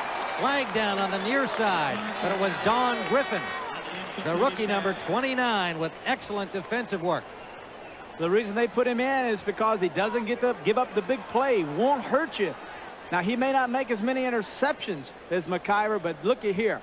Good play. He comes underneath, and he gets the hand in, and he knocks the ball away from Lewis. But meanwhile, a flag down on the near side, away from the ball on the near side of the field, and the penalty is against San Francisco. Deliberate face mask foul, number 21, defense, half the distance for the Eric Wright. The irony of that, the veteran Eric Wright takes a penalty on the other side of the field, and the rookie Griffin makes a great defensive play. And there is a Walsh Bill can't Walsh. believe it. No, I mean, you don't want your rookies to make that kind of a penalty. You sure don't want your veterans. You know, you can sense the big hold interception earlier, and the momentum has changed. You kind of sense that the 49ers thought they were going to put the Vikings away. They kind of just had that attitude, didn't really strike, try to kill. And now all of a sudden things are backfiring on them, and the Vikings are down in here to either kick a field goal, throw a touchdown pass, run it in, whatever, and win the football game. Great to get that coin toss, though, and win the toss and have the ball on that first possession in overtime. That's one thing that I don't really care for a whole lot about the overtime situation, but those are the rules, and the Vikings had to move the ball downfield to get a chance to score, and it's up to the 49ers to stop it. First down. Darren Nelson, he's got running room. Oh, what a tackle from behind. And that was Charles Haley. Haley, number 94. What a job by the speed of that guy. The rookie from James Madison, tracking him from behind. That's the new Fred Dean of the 49ers. They use him like they use Dean. Well, he has the speed. I thought he was Solomon. I saw the 4, and I couldn't believe it was Haley, 94, as he comes inside. Now you see him in your screen as he runs down Nelson. Great job at the 12-yard line. Gain of about a half yard. Thing teams like to do here, especially the Vikings, teams that throw to their backs, is run picks. They're illegal, but send people in motion and run little picks. Second down. Alan Rice, and Rice, another good defensive play, this time by Stover, as Rice was looking at daylight, and Stover got a hand on his ankle. But they are obviously down there where they can get the field goal. And you can see that's what they're thinking. They run one play to the right, Nelson to the right, Nelson up the middle. Stover makes a play, Haley makes a play. Not trying to throw it, score on a touchdown pass, but just setting up an opportunity for the field goal kicker. There is Chuck Nelson. Now, he has missed his last 2 field goal tries. He had hit the first 5 of the season. He has missed on his last 2, so he's 5 of 7. He has a 48-yarder. That's his long, and he won't be thinking about that range because he's going to be a little closer. It is third down, and they're bringing the field goal unit on the field. Smart. You get a penalty here. It's against you. You make it and you push it back. You get another opportunity. So this is smart. Greg Coleman, the punter, number 8, is the holder for Minnesota. Jim Huff will be the man snapping the ball, number 51. The starting left guard, but the snapper on the kicking team. And they use that little sidewinder huddle away from the kicker, Nelson. Nelson does his own thing, locked into the lonely task of trying to come up with the winning field goal. Field goal kickers aren't even allowed in their own huddle, are they? Talk about isolation from the team. And yet he'll be the one that's carried off the field if he makes this field goal try. It'll be a 28-yard attempt for Chuck Nelson. The 49ers will be bringing everything they can muster. And the crowd encouraging them. There's been a couple of bad snaps, and Coleman has done a good job of fielding. There's another. What a job. That's it. Chuck Nelson, but credit Coleman. The third time today he had to get that ball in shape, and a smiling Jerry Burns says, this is fun. The hard way, but we did it. And the Vikings have moved to 4-2. And the San Francisco 49ers fall to 4-2. With Atlanta now atop Look the at NFC Kramer. West. Kramer and the guy they call Burnsy. So the Minnesota Vikings with a field goal from 28 yards away and a great hold by Greg Coleman. 27-24 victory. So for Terry Bradshaw, this is Tim Ryan saying so long from our thriller in San Francisco. Let's take you to some thrills in New York with Brent Musburger.